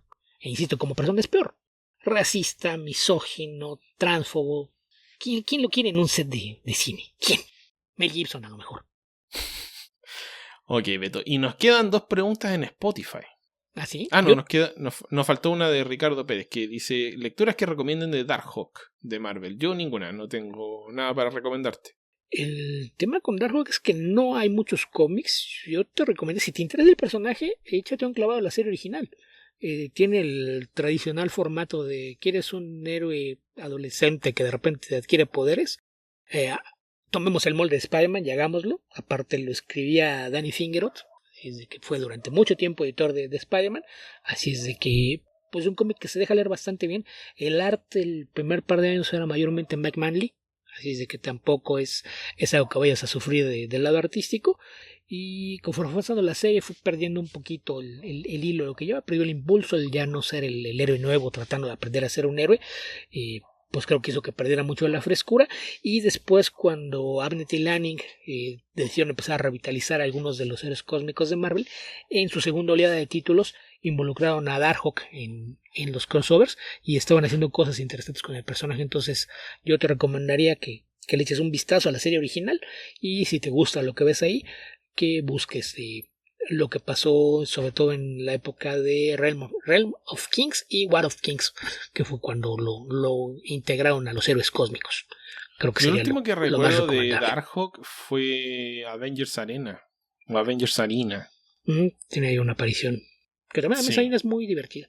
Sí, es un cómic, creo que son 12 números, bastante bueno. Sí. Si no lo han leído, pero básicamente es Battle Royale. Con superhéroes. Con superhéroes. Ok, Battle Royale en el manga y en la película. Y la novela y la película. Sí, tenemos 2 preguntas en Spotify, Beto, de Christian Baca y de Lord Porcupine. Ok. De Christian Baca. Saludos, ¿recuerdan la miniserie Turning Points de Batman de Drew Baker y Greg Rucka por ahí de 2003? ¿Qué opinan de esa época de Bats? ¿Había cosas interesantes? Las 2 series regulares de entrada por esos mismos 2 escritores. Sí, de hecho lo hemos comentado un par de veces, hemos hecho varias alusiones al periodo que fue No Man's Land y el periodo posterior, que es el lanzamiento de estas versiones de Batman con Brubaker y Detective Comics con Greg Rucka. Greg Rucka con Phil... Era con Dale Eaglesham, ¿no? No. No, con el dibujante del Green Arrow de Kevin Smith, Phil Phil Hester. Y Batman era con Ed Brubaker y principalmente con Scott McDaniel. Que esa fue una elección tal vez desafortunada de pareja de equipo. Pero bueno. Pero pues venía de un fuerte periodo de popularidad McCloud y decidieron ponerlo en las series de Batman. Pero sí se siente como que no era el mejor artista para empatar con la forma de trabajar de Brubaker. Sí, no es que haga un mal trabajo en todo caso, pero es como que un choque de estilo. Ok, luego Lord Porcupine pregunta: hola, ¿puedo dejar las preguntas aquí? Les dije que sí, Beto, así que nos dejó preguntas. Ok. Dice: ¿cómo llegó Connor Kent, del clon de Superman y Lex Luthor, al universo de DC actual? Si lo supiera. Si lo supiera, Lord Porcupine, tendría muchas cosas claras en esta vida, porque debe haber pocas cosas más complicadas que saber qué demonios pasó ahí. Estuve leyendo Wikipedia un buen rato. Al menos supongo que es una mejor explicación que decir que se agarró a puñetazos las paredes que dividen los universos paralelos en DC. Bueno, no puedo decir que sea una mejor explicación que esa. Ok, ya me preocupo. A ver, mira, lo que pasa es que, en mi opinión todo estaba bien con Superboy hasta que llegó Jeff Jones.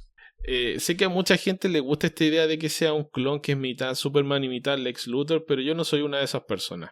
Y creo que el personaje en los Teen Titans no es la versión que me gusta de Superboy. Prefiero mucho más la versión de Carl Kiesel y Tom Grummett. Sea por nostalgia o porque es un cómic muchísimo mejor, que yo creo que esa es la razón verdadera.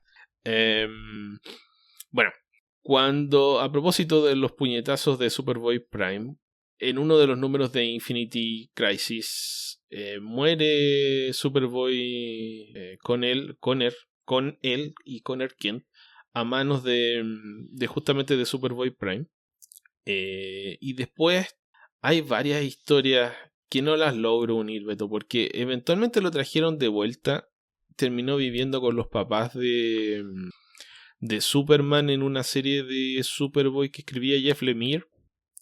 No me acuerdo quién la dibujaba.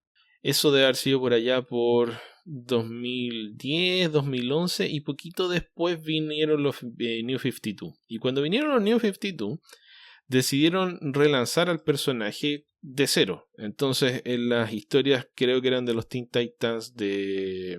¿cómo se llama este gran escritor de Marvel que llegó a revolucionar DC, Beto? No sé, ¿a quién te refieres? Scott Lobdell. Scott Lobdell, que escribió algunas de las mejores historias de la década pasada, lanzó la serie de los Teen Titans y también tenía la serie esta de... ¿cómo se llamaba? La de Red Arrow con Jason Todd, con Starfire. ¿Outlaws? Outlaws. ¿No?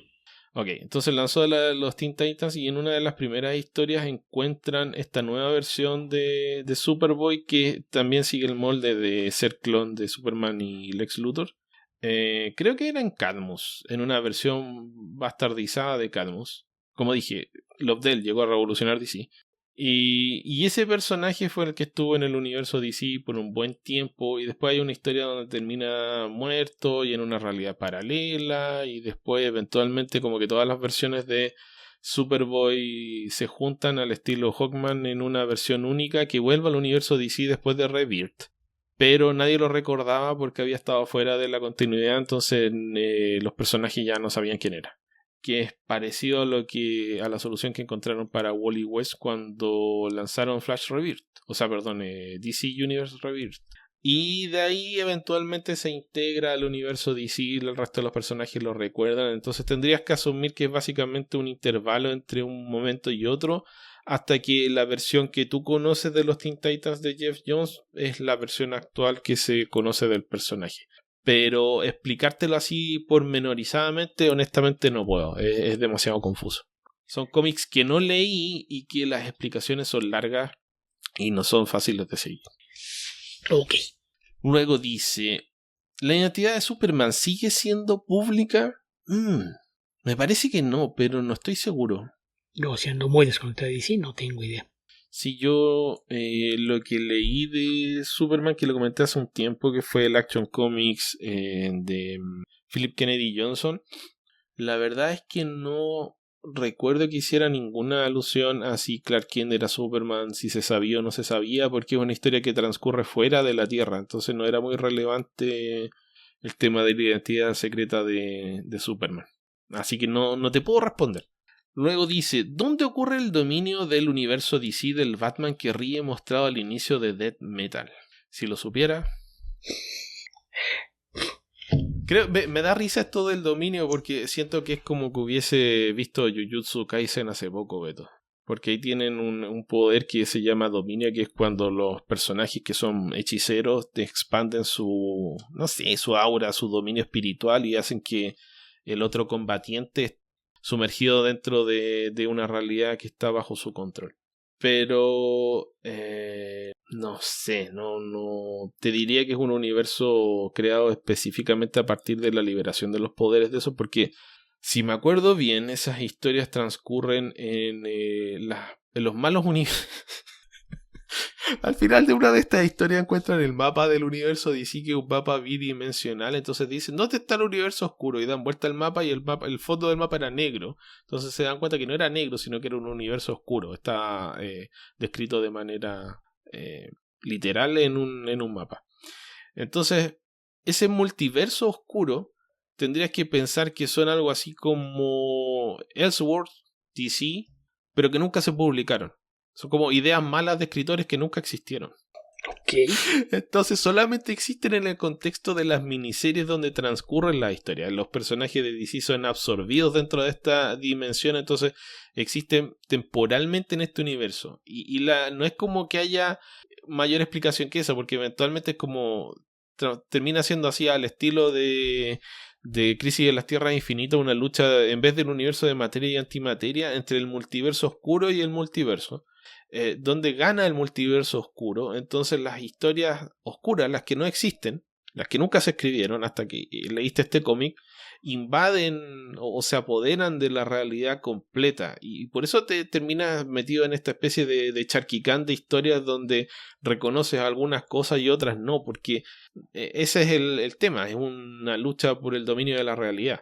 Que termina para variar, termina con una tabula rasa. Entonces no es como que te pueda explicar exactamente de dónde vienen esas cosas. O sea, es un personaje que partió como un pin-up que la gente le gustó mucho y decidieron expandirlo un poco.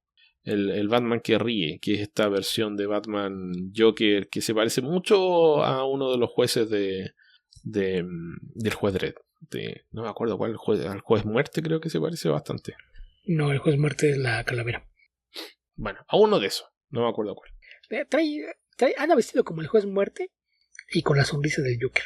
Sí, puede ser. También me recuerda un poco a la representación que hicieron de los Nazgûl en la Lord of the Rings. Pero eso, te diría que esas historias de Scott Snyder, hay muchos momentos en los que yo quedo muy colgado. Y sigo leyendo nomás porque no... Como que los conceptos son demasiado locos para entenderlos. Siempre se me ocurre como ejemplo una tontera, que es cuando estaba escribiendo la Liga de la Justicia, y creo que es el momento en el que llega Jorge Jiménez a la serie, hay una invasión de un personaje, ¿cómo se llamaba? Era algo así como la reina de la oscuridad, que de ahí empiezan a salir todas estas historias que derivan eventualmente en Death Metal. No me acuerdo el nombre del personaje, pero la frase que dice el cómic es algo así como que una galaxia oscura invadió el sistema solar y se posicionó frente a la Tierra, y de ahí salieron estos personajes que empiezan a atacar a la Liga de la Justicia. Y eso me hizo recordar mucho un cómic que me dio mucha risa, que lo comentaba acá un par de veces, que es un cómic de Paul Levitz, creo que con Greg LaRocque, de la Legión de Superhéroes de los 80. Y Beto tal vez se acuerde que es un número en el que no me acuerdo qué pasa exactamente, pero Brainiac necesita que le traigan algo así como una estrella enana a su laboratorio. Entonces creo que sale, no me acuerdo si es, tal vez sea Ultra Boy o... ¿Cómo se llama el que tiene poderes sobre la gravedad? Se me fue ahora, Beto. ¿Starboy? Sí. O tal vez fue Valor, Monel, uno de ellos. Y llega él con una enana blanca en los brazos y se lo trae a Brainiac. A Brainiac 5 para que la examine en su laboratorio. Entonces esas son cosas que así como que me sentí como que un gato estaba rayando la pizarra, porque en mi cabeza dije, no, esto no tiene sentido físico. Este concepto de enana blanca, o sea, imagínate la gravedad, ¿cómo lo vas a traer en las manos? ¿Cómo lo vas a poner en un laboratorio? ¿Cómo acercas una estrella a un planeta sin destruirlo? En fin. Entonces lo mismo. ¿Cómo pones una galaxia al lado de un sistema, dentro de un sistema solar? No tiene sentido. Bueno. Me gustan más cuando hacen explicaciones más ridículas, como cuando estabas viendo... no sé si... Yo creo que Beto se debe acordar también, pero... Cuando estaban publicando la JLA de Morrison, hay 3 números de la JLA Classified que salió como un spin-off de esa serie, que son los Ultramarines, y ahí aparece el universo de bolsillo que podían observar, porque era un universo, pero tenía una, así como una, no sé, como una pelota de básquetbol gigante, pero estaba ahí, que son estos conceptos más Silver Age, son más locos, pero no tratan de mezclar la física real con la física de los cómics, porque no tiene sentido. Entonces esas explicaciones más ridículas me funcionan mejor que cuando tratan de decirlo de la otra forma. Y creo que Scott Snyder de repente con su no sé, licencia dramática y su prosa se lanza con estas cuestiones que muchas veces tienen más sentido lírico que literal. No tiene mucho sentido tratar de buscar las explicaciones científicas, sino que más bien son metáforas. Y por ahí hay que leerlo, porque de otra forma no se puede. No sé, en mi opinión. Sí, es más fácil dar explicaciones metafísicas que físicas. Sí, Beto. Enana blanca en un laboratorio, llevarlo en las manos. ¿Qué tanta fuerza tiene Valor, Beto? No lo sé. No lo sé. Mucha. Ok. Ahora sí que se nos acabaron las preguntas, así que después de estas par de iteraciones un tanto cómicas, creo que tenemos que ahora sí ir de lleno en este tema muy, muy desagradable de Neil Gaiman. Sí, que para mí apareció una nota larguísima que mucha gente decía, ¿y por qué no he bebido nada antes? Yo me imagino que el lograr que el departamento legal de The New York Magazine aprobara la publicación debe haber sido un proceso larguísimo, porque incluye entrevistas y testimonios de algunas de las mujeres que habían firmado estos acuerdos de confidencialidad que mencioné hace un rato. Ahí el tema es que estos acuerdos suelen tener cláusulas que cuando se revela cierta información permiten que la persona que lo firmó pueda omitirlo o declarar en torno a información que ya se difundió. Es decir, no pueden ser las primeras en hablar, pero sí pueden comentar acerca de datos que se revelan en otras partes. Entonces, lo que pasó, según por lo que vi con otros autores. Esta investigación está desde que aparecieron las primeras denuncias, que fueron 2 mujeres, una niñera y una mujer encargada de la limpieza, que trabajaron en la casa en donde estuvo viviendo Neil Gaiman en Nueva Zelanda durante la pandemia, un tiempo junto con su esposa en aquel entonces, Amanda Palmer, y su pequeño hijo, que creo que también eso fue un periodo súper complicado porque en ese mismo periodo se separó de su mujer. Ella se fue a Nueva Zelanda y lo dejó ahí, se fue con el niño, y al parecer eso tiene que ver justamente con esto que ocurrió con las 2 mujeres, que ahí también, una vez que empiezas a armar el rompecabezas con todos los testimonios, pues Amanda Palmer tampoco sale muy bien parada, porque al parecer cada vez que aparecía una nueva mujer amenazando con que iba a salir a hablar, y entonces iba el representante legal de Neil Gaiman a ofrecerle dinero y llevarle el acuerdo de confidencialidad, dicen que era algo tan recurrente que Amanda Palmer ya nada más decía, ¿otra? Oye, estás casada con una persona que tiene esta clase de cosas, pues creo que tienes más opciones que nada más quejarte de que haya pasado otra vez, ¿no? Entonces, sí hay un tema bastante grave, que la portada que utilizaron para el artículo, que tiene una frase de Call me master, dime amo, pues tiene que ver con la idea de que, pues más allá del tema de la conducta sexual impropia, era un tema de abuso psicológico, en donde literalmente trataba a estas empleadas en su casa como esclavas. Y quizás ahí la parte preocupante es que incluso alentaba a su hijo, que en aquel entonces debe haber tenido quizás 5 años, a que también las llamara esclavas.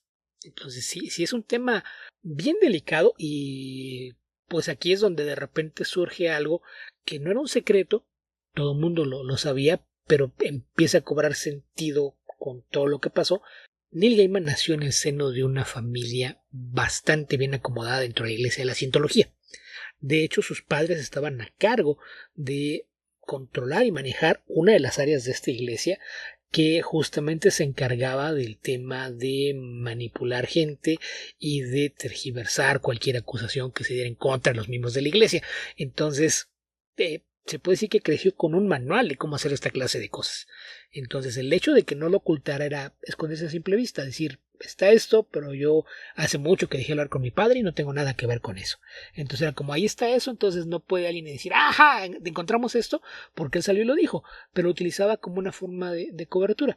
Y al parecer, todo lo que hacía de obras benéficas, que es lo que hacía que mucha gente lo admirara más allá de su trabajo como escritor, como es el tema de haber sido embajador de las distintas iniciativas de la ONU en el tema de protección y ayuda a refugiados, como está todo el tema de los derechos de los gays, transexuales, movimientos feministas, etcétera. Al parecer todo esto era una forma de cubrirse las espaldas, justamente que pudiera servirle como una forma de que cada vez que tenía un problema con una mujer y esta amenazaba que se decir algo, pues era el recurrir a lo que se conoce como el gaslighting, ¿no? Humillarlas, minar pues su opinión acerca de las cosas, decirle nadie te va a creer, nadie te va a tomar en serio, es una figura conocida, tu palabra no vale nada comparada con la mía, y pues después de toda esa manipulación venía la oferta de, pues mira, te voy a dar esta cantidad de dinero, firma esto aquí y no le puedes decir nada a nadie. Y al parecer es algo que se dio durante muchísimos años, es algo de lo que los testimonios pues te pintan una imagen que pues sí contraviene mucho de lo que conocíamos como la figura pública de Neil Gaiman. Y pues entre las reacciones de gente que lo conoce, muchos escritores dicen, pues es que yo lo veía, no sé, cada 2 años hablábamos 10 o 15 minutos, ya todo lo que yo conocía de él, pero pues me daba la impresión de ser una persona bastante agradable. Entonces pues de repente encontrar que está todo esto atrás, pues sí es algo que se convierte en algo bastante perturbador. Y luego vienen los casos de gente más cercana, en particular mujeres, en donde gente como Colleen Doran o Tori Amos, por ejemplo, pues sí son de las que salieron más dolidas de todo esto, porque de repente descubren que una persona a quien consideraban un amigo y aliado pues no es lo que aparentaba. El tema aquí pues es que la nota tardó muchísimo tiempo en salir, justamente porque a raíz de los acuerdos de confidencialidad hubo muchas cosas ahí que tuvieron que navegar antes de poder recopilar, y es un texto larguísimo. O sea, yo por ahí lo había comentado, yo lo había leído, después me di cuenta de que lo pusieron detrás de un paywall. O sea, la nota causó tanto revuelo, que tenía tantas visitas, que Vulture, que es la empresa detrás de New York Magazine, pues de plano la puso detrás de un paywall fue, tanta gente la quiere leer, pues que paguen por hacerlo. Yo por ahí en nuestro Discord compartí un enlace a una versión archivada para que lo puedan leer sin tener que hacer ningún pago o registrarse, nada por el estilo.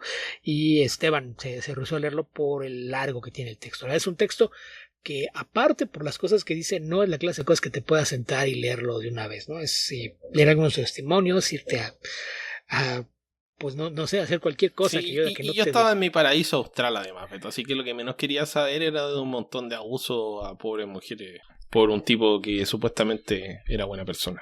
Sí, y ese es el tema, ¿no? Que todo el mundo tenía una idea de lo que era la figura pública de Neil Gaiman y resulta que pues lo que había detrás no tiene absolutamente nada que ver con eso, ¿no? Y esa es la razón por la que no habían aparecido notas, es porque todo está tratando de confirmar y pues se topaban con un montón de gente que tenía información al respecto pero no podía hablar. Entonces fue hasta que esta periodista Lilia Pearl pues se tomó el tiempo de ver con el departamento legal exactamente qué era lo que se podía hacer y seguramente revisaron todas las cosas de confidencialidad para ver con quiénes podía hablar y quiénes sí podían decir algo y quiénes no, antes de juntar todo este material y ponerlo todo en una sola nota, que pues sí, la verdad es que pinta una imagen que pues para fines prácticos, lo que todo el mundo dice es que después de algo así no hay forma de que Gaiman regrese como si no estuviera pasado, no puede hacer lo que hacen algunos otros que se encuentran en un escándalo, se toman 2-3 años de mantener un bajo perfil, después regresan, porque aquí el alcance, la cantidad de casos y el largo de tiempo del que sucedió hace que sea mucho más complicado. Alguien decía por ahí, la única salida que le queda después de esto pues es regresar y convertirse en parte del movimiento de líderes de opinión de extrema derecha, que pues sería algo que pues terminaría de destruir toda esa imagen que construyó al menos durante 3 décadas, ¿no? Porque desde los años 90 que rompió en el mundo del cómic y la cultura pop, pues obviamente no esta imagen todo el mundo veía como una persona que se preocupaba por los demás y hacía cosas por causas loables, pero pues aparentemente todo esto no era más que parte de la cubierta para las cosas que realmente hacía a puertas cerradas. Una pantalla, una máscara bien construida. Súper bien construida, prácticamente impermeable y que pues fue la situación que se dio a través de la pandemia lo que provocó que finalmente se crearan las grietas que permitieran que cayera todo el muro que sostenía estas mentiras. Pero pues es un tema bien complicado y bien delicado porque hay muchas historias que Gaiman escribió son muy importantes para mucha gente. En lo particular, yo durante mucho tiempo lo consideré mi escritor favorito, no solo en cómics, sino también de novelas. Y a veces es este tema bien complicado, ¿no? Con ese en que hay que separar al artista de la obra, que no es algo que puedas hacer, pero yo ahí, pues después de haber platicado con un par de amigos y leyendo opiniones de otras personas, creo que ahí el tema es que nadie que admirara a Neil Gaiman debiera sentirse culpable por ello, porque tú estabas admirando la obra, el trabajo que hizo, y ese ahí sigue, la calidad de los cómics, novelas, cuentos, etcétera, que escribió, sigue siendo altísima. Y lo que lo mancha es que tengas la idea de la clase de persona que estaba detrás de esas historias. Pero yo aquí, algo que fue a lo que llegué a una conclusión después de una larga charla con un amigo, está un tema con todas las obras creativas, cualquier obra de arte o de entretenimiento. La obra en realidad se compone de 2 partes, lo que el autor pone ahí y lo que el espectador o audiencia toma de ahí. Una vez que un creador, ya sea un escritor, un escultor, pintor, artista, lo que quieras, pone su obra fuera, deja de ser suya, se convierte en algo de todos. Entonces, toda esa gente que tiene tatuajes con citas, frases, personajes creados por Neil Gaiman, no debiera sentirse avergonzado, no debiera pensar en cubrirlos, porque lo que ellos tienen de esos personajes, de esas historias, de esas frases, la relación que ellos tienen con esto no tiene nada que ver con quien originó esa idea, esa creación, a ese personaje. Es algo que ya no le pertenece a Neil Gaiman y que no debieras pensar en que todo lo que pudo haber afectado en tu vida. Hay gente que dice que hay historias que le cambiaron la vida, que por algo que leyó en un cómic o en una novela decidió tomar ciertas decisiones que lo ayudaron a tener una vida mejor o a romper algún ciclo de algo que estaba mal con sus vidas. Eso ahí sigue. Y no debieran dejar que la persona que descubrimos que era quien escribió eso afecte la relación que tienes con esas historias o con esas creaciones. Al menos es la impresión que yo tengo. Tú no eres culpable de nada. Tú no hiciste nada, tú lo que hiciste fue admirar o conectar con una historia, con un trabajo, una creación que alguien más puso allá afuera, y la relación que hay entre ti y esa creación no tiene nada que ver con la persona que la puso allá afuera. Entonces yo ahí sí insisto, es muy difícil que pienses en la idea de separar al artista de la obra, pero tenemos siglos de historias, grandes novelas, grandes películas de gente que después descubrimos que eran malas personas, y eso no hace que su obra sea menos digna de admiración. La obra, no el creador. Entonces, no se trata de separarlo, nada más recordar que parte de la conexión que tú llegas a tener con obra creativa es entre tú y la obra. No hay nada que ver ahí con el artista, y no debieras dejar que esto te cree una crisis existencial de decir voy a quemar mis libros. Ahí es una decisión personal. Si quieres deshacerte de las cosas, si quieres taparte los tatuajes, es algo personal, pero siempre comprendiendo que no hay ninguna razón para sentirte culpable por haber disfrutado algo de lo que esta persona hizo en el pasado. Sí, y al contrario también tampoco está mal que te genere una versión tal que quieras simplemente deshacerte de todo. Ahí es un tema muy personal. Es personal y nadie debe dictarte. Ahí es lo que con lo que tú te sientas bien, con lo que puedas vivir en paz sin estar preocupándote por esto. Y yo ahí lo que he dicho siempre, por ejemplo, yo ponía el ejemplo de Woody Allen. Sí, descubrimos que Woody Allen era un asco de persona. Eso no hace que sus películas sean menos buenas.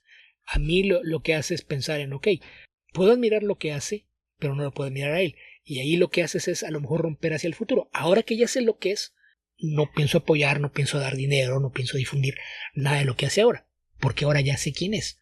Pero todo lo que vi antes o disfruté, lo puedo seguir admirando por lo que es, independientemente de la persona que hay detrás de la creación de esas obras. Entonces, pues nada más eso sí, porque sí sé que hay gente a la que le dolió mucho, insisto. Durante mucho tiempo yo lo consideré mi escritor favorito, me parecía que era una persona digna de admiración. Ahora sé que no es cierto, pero eso no cambia la conexión que siento con algunas de sus historias, su trabajo en The Sandman, en novelas como Good Omens, etc. Porque, insisto, una vez que la obra está allá afuera, deja de ser propiedad del autor. Porque mucho de lo que una obra hace es la forma en la que cada persona interactúa con ella, y que es distinta de un caso a otro. Entonces, nadie tiene por qué sentirse culpable por disfrutar o que le guste algo que haya hecho esta persona. Y pues sí, nada más el tema pues es ahí aprender a distinguir todo lo que tú consumiste o disfrutaste antes de saber qué había detrás de, sigue siendo igual de válido que te guste o no te guste. Si tú decides romper con eso, es una decisión personal, nadie tiene por qué sentirse culpable, y nada más pues sí marcar que pues en donde realmente debes de tener sí un acto de conciencia, es decir, pues sí me gusta todo lo que he escrito antes, pero después de saber esto no puedo seguir apoyando su trabajo. Sí, yo creo que lo que debe ser difícil, porque no es mi caso que Neil Gaiman sea un autor muy relevante para mí. Pero no porque yo haya sabido algo más que el resto no sabía, simplemente nunca me conecté mucho con su trabajo. Pero bueno, a lo que querría ir yo es difícil no sentirse engañado o sentirse tonto, traicionado por este tipo de cosas, porque por supuesto que cuando uno encuentra algo, una obra, una película, un libro, etcétera, que sientes que te interpreta mucho, con lo que, no sé, que disfrutas mucho, etcétera, tú lo llenas de una carga muy positiva, porque lo llenas de lo que sabes como de lo que anhelas, de lo que te gustaría que fuese, de lo que es como lo que te gustaría que sea. Y esto dificulta que cuando las cosas no son como uno espera o como uno desearía, no sientas una traición. Porque claro, tú lo llenaste de cosas positivas, probablemente, digamos que siendo una persona común y corriente. Entonces, no sentirte manipulado por esto, o sea, yo creo que lo más difícil, sobre todo en un caso como este, que yo creo que es aún más complejo que otros casos donde tú simplemente te enteras de cosas de una persona que no conocías. El tema aquí con Gaiman es que Gaiman da a entender es una persona falsa. Nunca conociste a Gaiman. Conociste la actuación de Gaiman. La de Gaiman que creo. Claro. Esta representación, esta forma de influir en el mundo. Entonces, ¿qué tanto de lo que escribió Gaiman lo sintió Gaiman y qué tanto era simplemente un intento por manipular a las masas? ¿Qué tanto es una obra así como de maquiavélica de manipulación masiva a la hora de conseguir las cosas que él quería? O sea, si lo planteas desde ese punto de vista, porque Gaiman es evidentemente una persona muy inteligente, brillante, no resulta loco pensar que este tipo era capaz de saber lo que sus acciones, la forma de presentarse en el mundo podía generar y qué tipo de historias le iban a dar más acceso a qué tipo de personas. Porque hay un fin inmediato que es obviamente ser un artista, ser millonario, conseguir trabajo, etcétera. Tal vez carece, tal vez sea medio, no sé, un poco un psicópata que no tiene verdaderas aspiraciones artísticas, sino que un maquillaje de aspiraciones artísticas para conseguir otros fines. O sea, a mí no se me costaría no pensar en esas cosas, en decir, oye, ¿qué tanto de esta historia la escribió porque, no sé, estaba en su cabeza? ¿Y qué tanto de esta historia la escribió porque esperaba, sabía que iba a tener un tour del libro y con cuántas personas se iba a encontrar que iban a ser sensibles a esta historia y que las iba a poder manipular para aprovecharse de ella? Más allá de la sensibilidad, el que muchas de sus personas se creó a partir de ser aliado de minorías y gente oprimida, lo que hace es que Te da acceso a las personas vulnerables. Cuando esa gente se acerca a ti, lo hace con la guardia abajo. Exacto. Porque ya te ve como un aliado. Entonces sí hay mucha manipulación. E insisto, es ahí donde se vuelve clave el tema de haber sido criado en una familia que estaba en las altas esferas de control de la Iglesia de la Cientología, que es justamente una organización creada a partir de la manipulación tanto de masas como de individuos. Entonces, sí, toda esta idea de que lo que conocimos de Neil Gaiman era una versión ficticia de una persona que ya no existía, pues es algo que es hasta difícil de digerir la sola idea de que eso pudiera ser, ¿no? Porque es como siempre te dicen, no puedes engañar a toda la gente todo el tiempo. Lo hizo por más de 30 años. Sí. No, y es duro pensar... O sea, obviamente... Creo que las obras artísticas obviamente tienen distintos orígenes, pero creo que somos en general nosotros, tanto los autores como los auditores de este podcast, personas con sensibilidades artísticas, si es que no somos derechamente algunos de ustedes, no yo en particular, pero artistas, con mayor o menor éxito. Entonces, el arte tiende a ser una expresión de cosas complejas, de pensamientos profundos, de ideas difíciles de expresar. Y entonces la idea de que un artista que admiras, probablemente nada de lo que leíste o poco de lo que leíste tenga en común con el arte como tú lo concibes, tenga de común con el arte como tú lo concibes, es un masazo, creo yo. Sentir de repente que no sé, que tu libro favorito, tu obra favorita probablemente no significó nada para este fulano más que saber que iba a tener un éxito de algo. Y es justamente eso a lo que me refiero con el no sentirse culpable, porque más allá de lo que está en una historia, hay veces que no todo lo que está ahí es intencional, y a veces la proyección que tú haces de tus propias ideas, aspiraciones y experiencias es lo que te da una experiencia distinta al absorber una de estas obras. Por eso digo que es producto no solo lo que el creador puso ahí, sino lo que tú estás aportando a la experiencia de vivir, seguir, leer, escuchar estas obras. Entonces, a eso es lo que me refiero con no sentirte culpable, porque lo que tú interpretaste no es producto solo de lo que está ahí, sino lo que tú estás proyectando de tus ideas, aspiraciones, experiencias y demás. Absolutamente. Entonces, ese es el tema.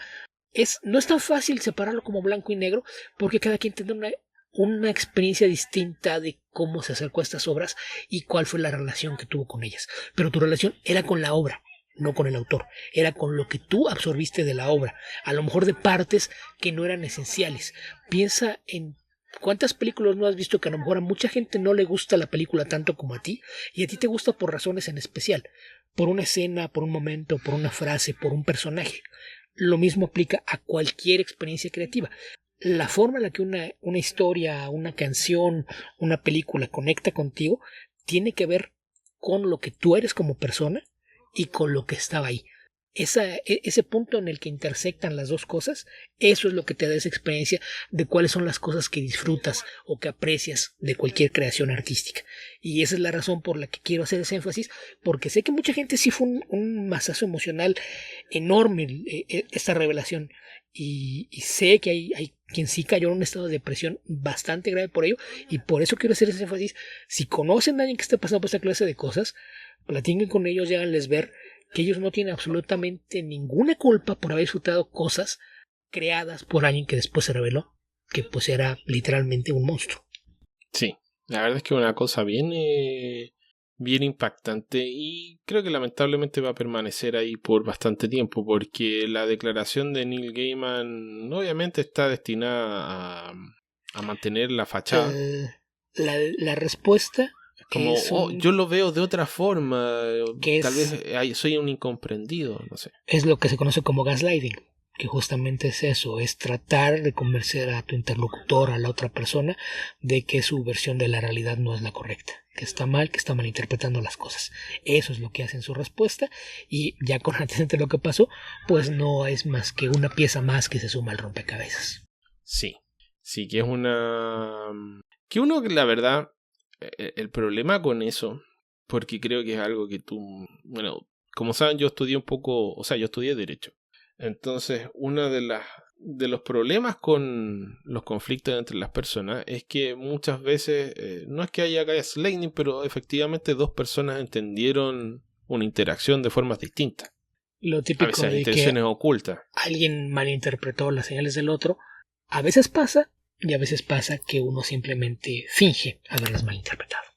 Claro, o lo usa después para defenderse, pero efectivamente puede llegar a ocurrir que tú dices que una persona lo lee de una forma y la otra persona lo lee de otra forma.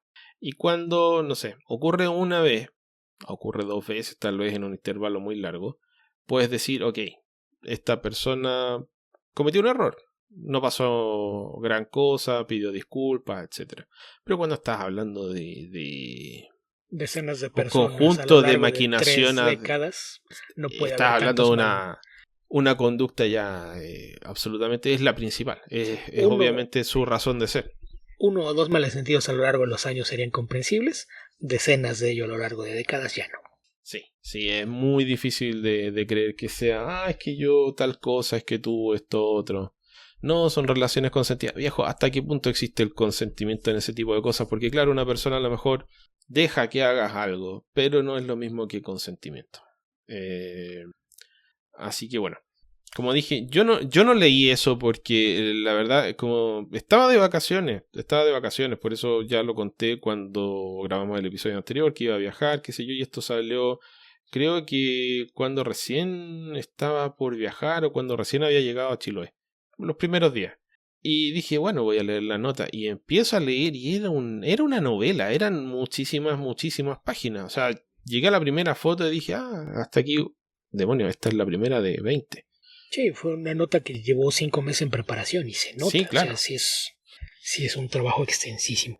Y ahora el tema que queda ahí es qué va a pasar con la gente que tiene los derechos de sus obras. Porque, por ejemplo, Prime salió a decir que en lugar de una tercera temporada de Good Omens, nada más va a ser un especial. Me parece que como si fuera una película, hora y media. Pero no han dicho nada sobre sus planes más adelante de otros proyectos que tienen en puerta con trabajo de Gaiman. En Netflix no han dicho nada porque lo único que tienen pendiente pues es Sandman, porque ya han anunciado la canción de Deadwood Detectives. Todavía no han dicho si va a ocurrir algo con Sandman, si la serie va a seguir o qué piensan hacer. Del lado de los cómics, esta semana, el lunes, si no mal recuerdo, Dark Horse anunció que cesan toda su relación con Neil Gaiman. Ellos estaban publicando adaptaciones de su trabajo en prosa. Ya habían hecho varias cosas. Está actualmente saliendo una miniserie basada en la novela Anansi Boys, que de hecho se han publicado 7 números. El 8º probablemente ya está hecho. Ya no se va a publicar, la van a dejar inconclusa. Hay gente que dice, pues qué tibios, que no sé qué. O sea, el solo hecho de haber decidido no sacar el último número de la serie implica que Dark Horse está perdiendo dinero. Y creo que eso es algo más que te puede poner en contexto la gravedad del asunto. Cuando Mike Richardson, que ha estado en medio de algunos escándalos él mismo y que se le ha acusado de proteger a un par de depredadores, decide cortar de tajo la relación, eso te habla del el verdadero impacto que tiene el tema de Neil Gaiman. O sea, Richardson hizo lo posible por encubrir a Scott Allie durante años y que ha decidido perder dinero para cortar lazos automáticamente y al momento con Neil Gaiman, creo que es algo que dice mucho de la gravedad del tema, ¿no? Entonces, probablemente Dark Horse ya no va a completar esta miniserie, no la va a recolectar y va a dejar que el material que tienen agote los tirajes que están y lo van a dejar que todo salga de prensa. Los derechos de su obra son de Neil Gaiman. Si él después consigue alguien más que lo pueda republicar, quizás regresen de alguna otra forma esas historias, pero ya no va a haber nada más publicado por Dark Horse. Van a vender lo que tienen en stock, que muchas cosas ya están en librerías, y se acabó. Y esto, a quien ponieron en aprieto y incluso con los reflectores encima, es a Warner, que va a ser DC. No me imagino que vayan a decir ya no habrá reimpresiones de Sandman, porque es algo que han vendido de forma consistente durante 35 años y que sigue generando importantes ingresos para la editorial año tras año. Entonces, y Sandman es parte de, no es lo único. Así es de que sí es un tema delicado y habrá que ver qué reacciones dan. O sea, Dark Horse me parece que está haciendo lo correcto. E insisto, esto incluso les está costando dinero. Habrá que ver si DC hace algo al respecto. En el caso de Marvel, el material que tienen es mucho menos.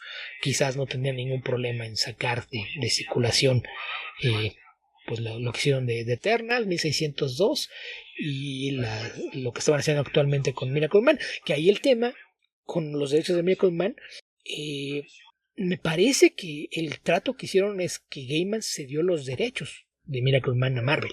Entonces, si es eso, pueden seguir haciendo cosas con el personaje, ya sin ninguna relación con Gaiman. No estoy seguro si acabó lo que estaba haciendo del remake versión remasterizada de Silver Age con Mark Buckingham, pero pues sí, será interesante ver qué es lo que hace con las editoriales que trabajó con él respecto al catálogo de material que tienen creado por él. Sí, uno de los temas que, bueno, no sé qué tanta repercusión va a tener, digamos que lleguemos a enterarnos, pero se supone que una de las razones de que no iba a haber más Sandman es que él tenía derecho de veto. John Gunn, o sea, James Gunn, no que tenía derecho de veto, sino que James Gunn quería utilizar algunos de los personajes que pertenecen al universo DC dentro de los proyectos que vienen de DC. Si eso va a afectar esa decisión en algún momento. Sí, el tema es que todo eso pertenece a DC, pero...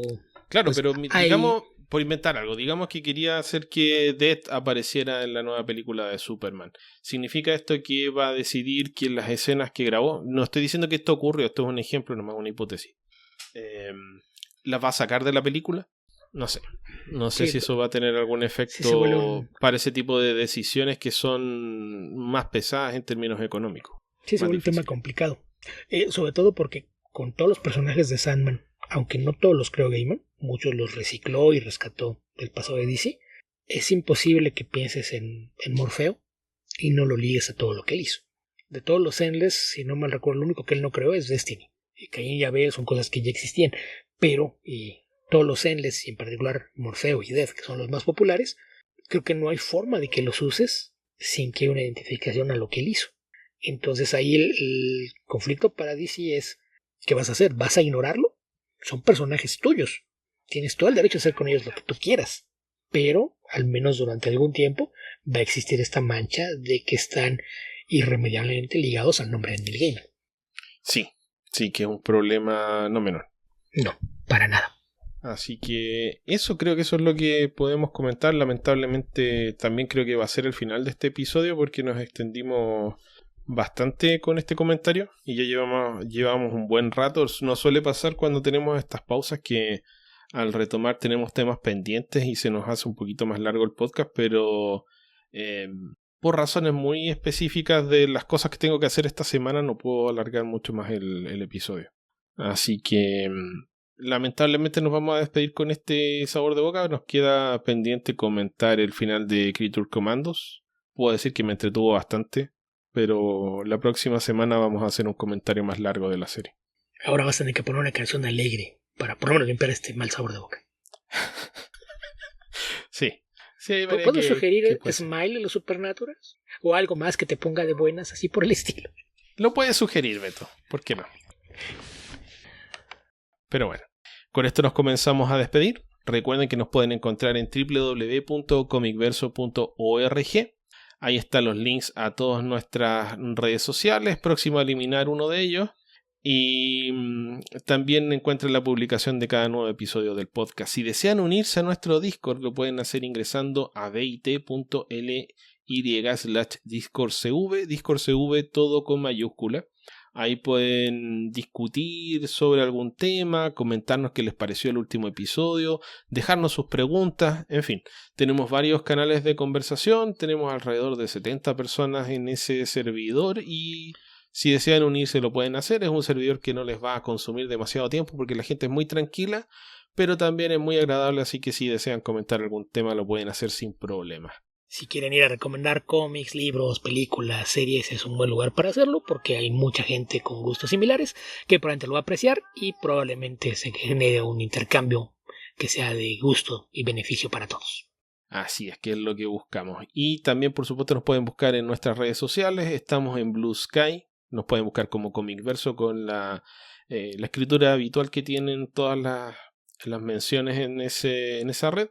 También nos pueden encontrar, creo que vamos a dejar de nombrar. Me parece que ya no nos pueden encontrar en ningún otro lado. Tenemos un Instagram, pero está cerrado hace rato, así que creo que sería todo. Estamos en Blue Sky, estoy en Blue Sky y Beto también está en Blue Sky, así que ahí nos pueden contactar si desean tener alguna conversación con nosotros ahí en las redes sociales libres. Pero también nos pueden buscar en nuestro Discord, mandarnos un correo electrónico.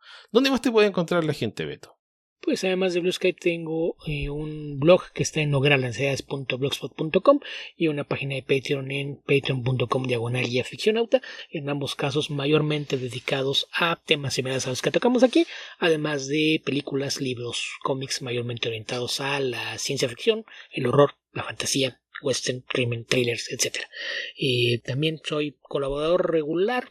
Más o menos cada 2-3 semanas participo en el podcast de archivos temporales de nuestro amigo Héctor McCoy, que para cuando esté echando esto probablemente esté por publicarse un episodio dedicado a la película Remember the Titans de 1995 y que hace un par de semanas le dedicamos uno a King Kong, abarcando toda la historia en cine de este gigantesco primate y su brazo biónico de última. Nosotros también como Comicverso estamos en Patreon, como solemos mencionar.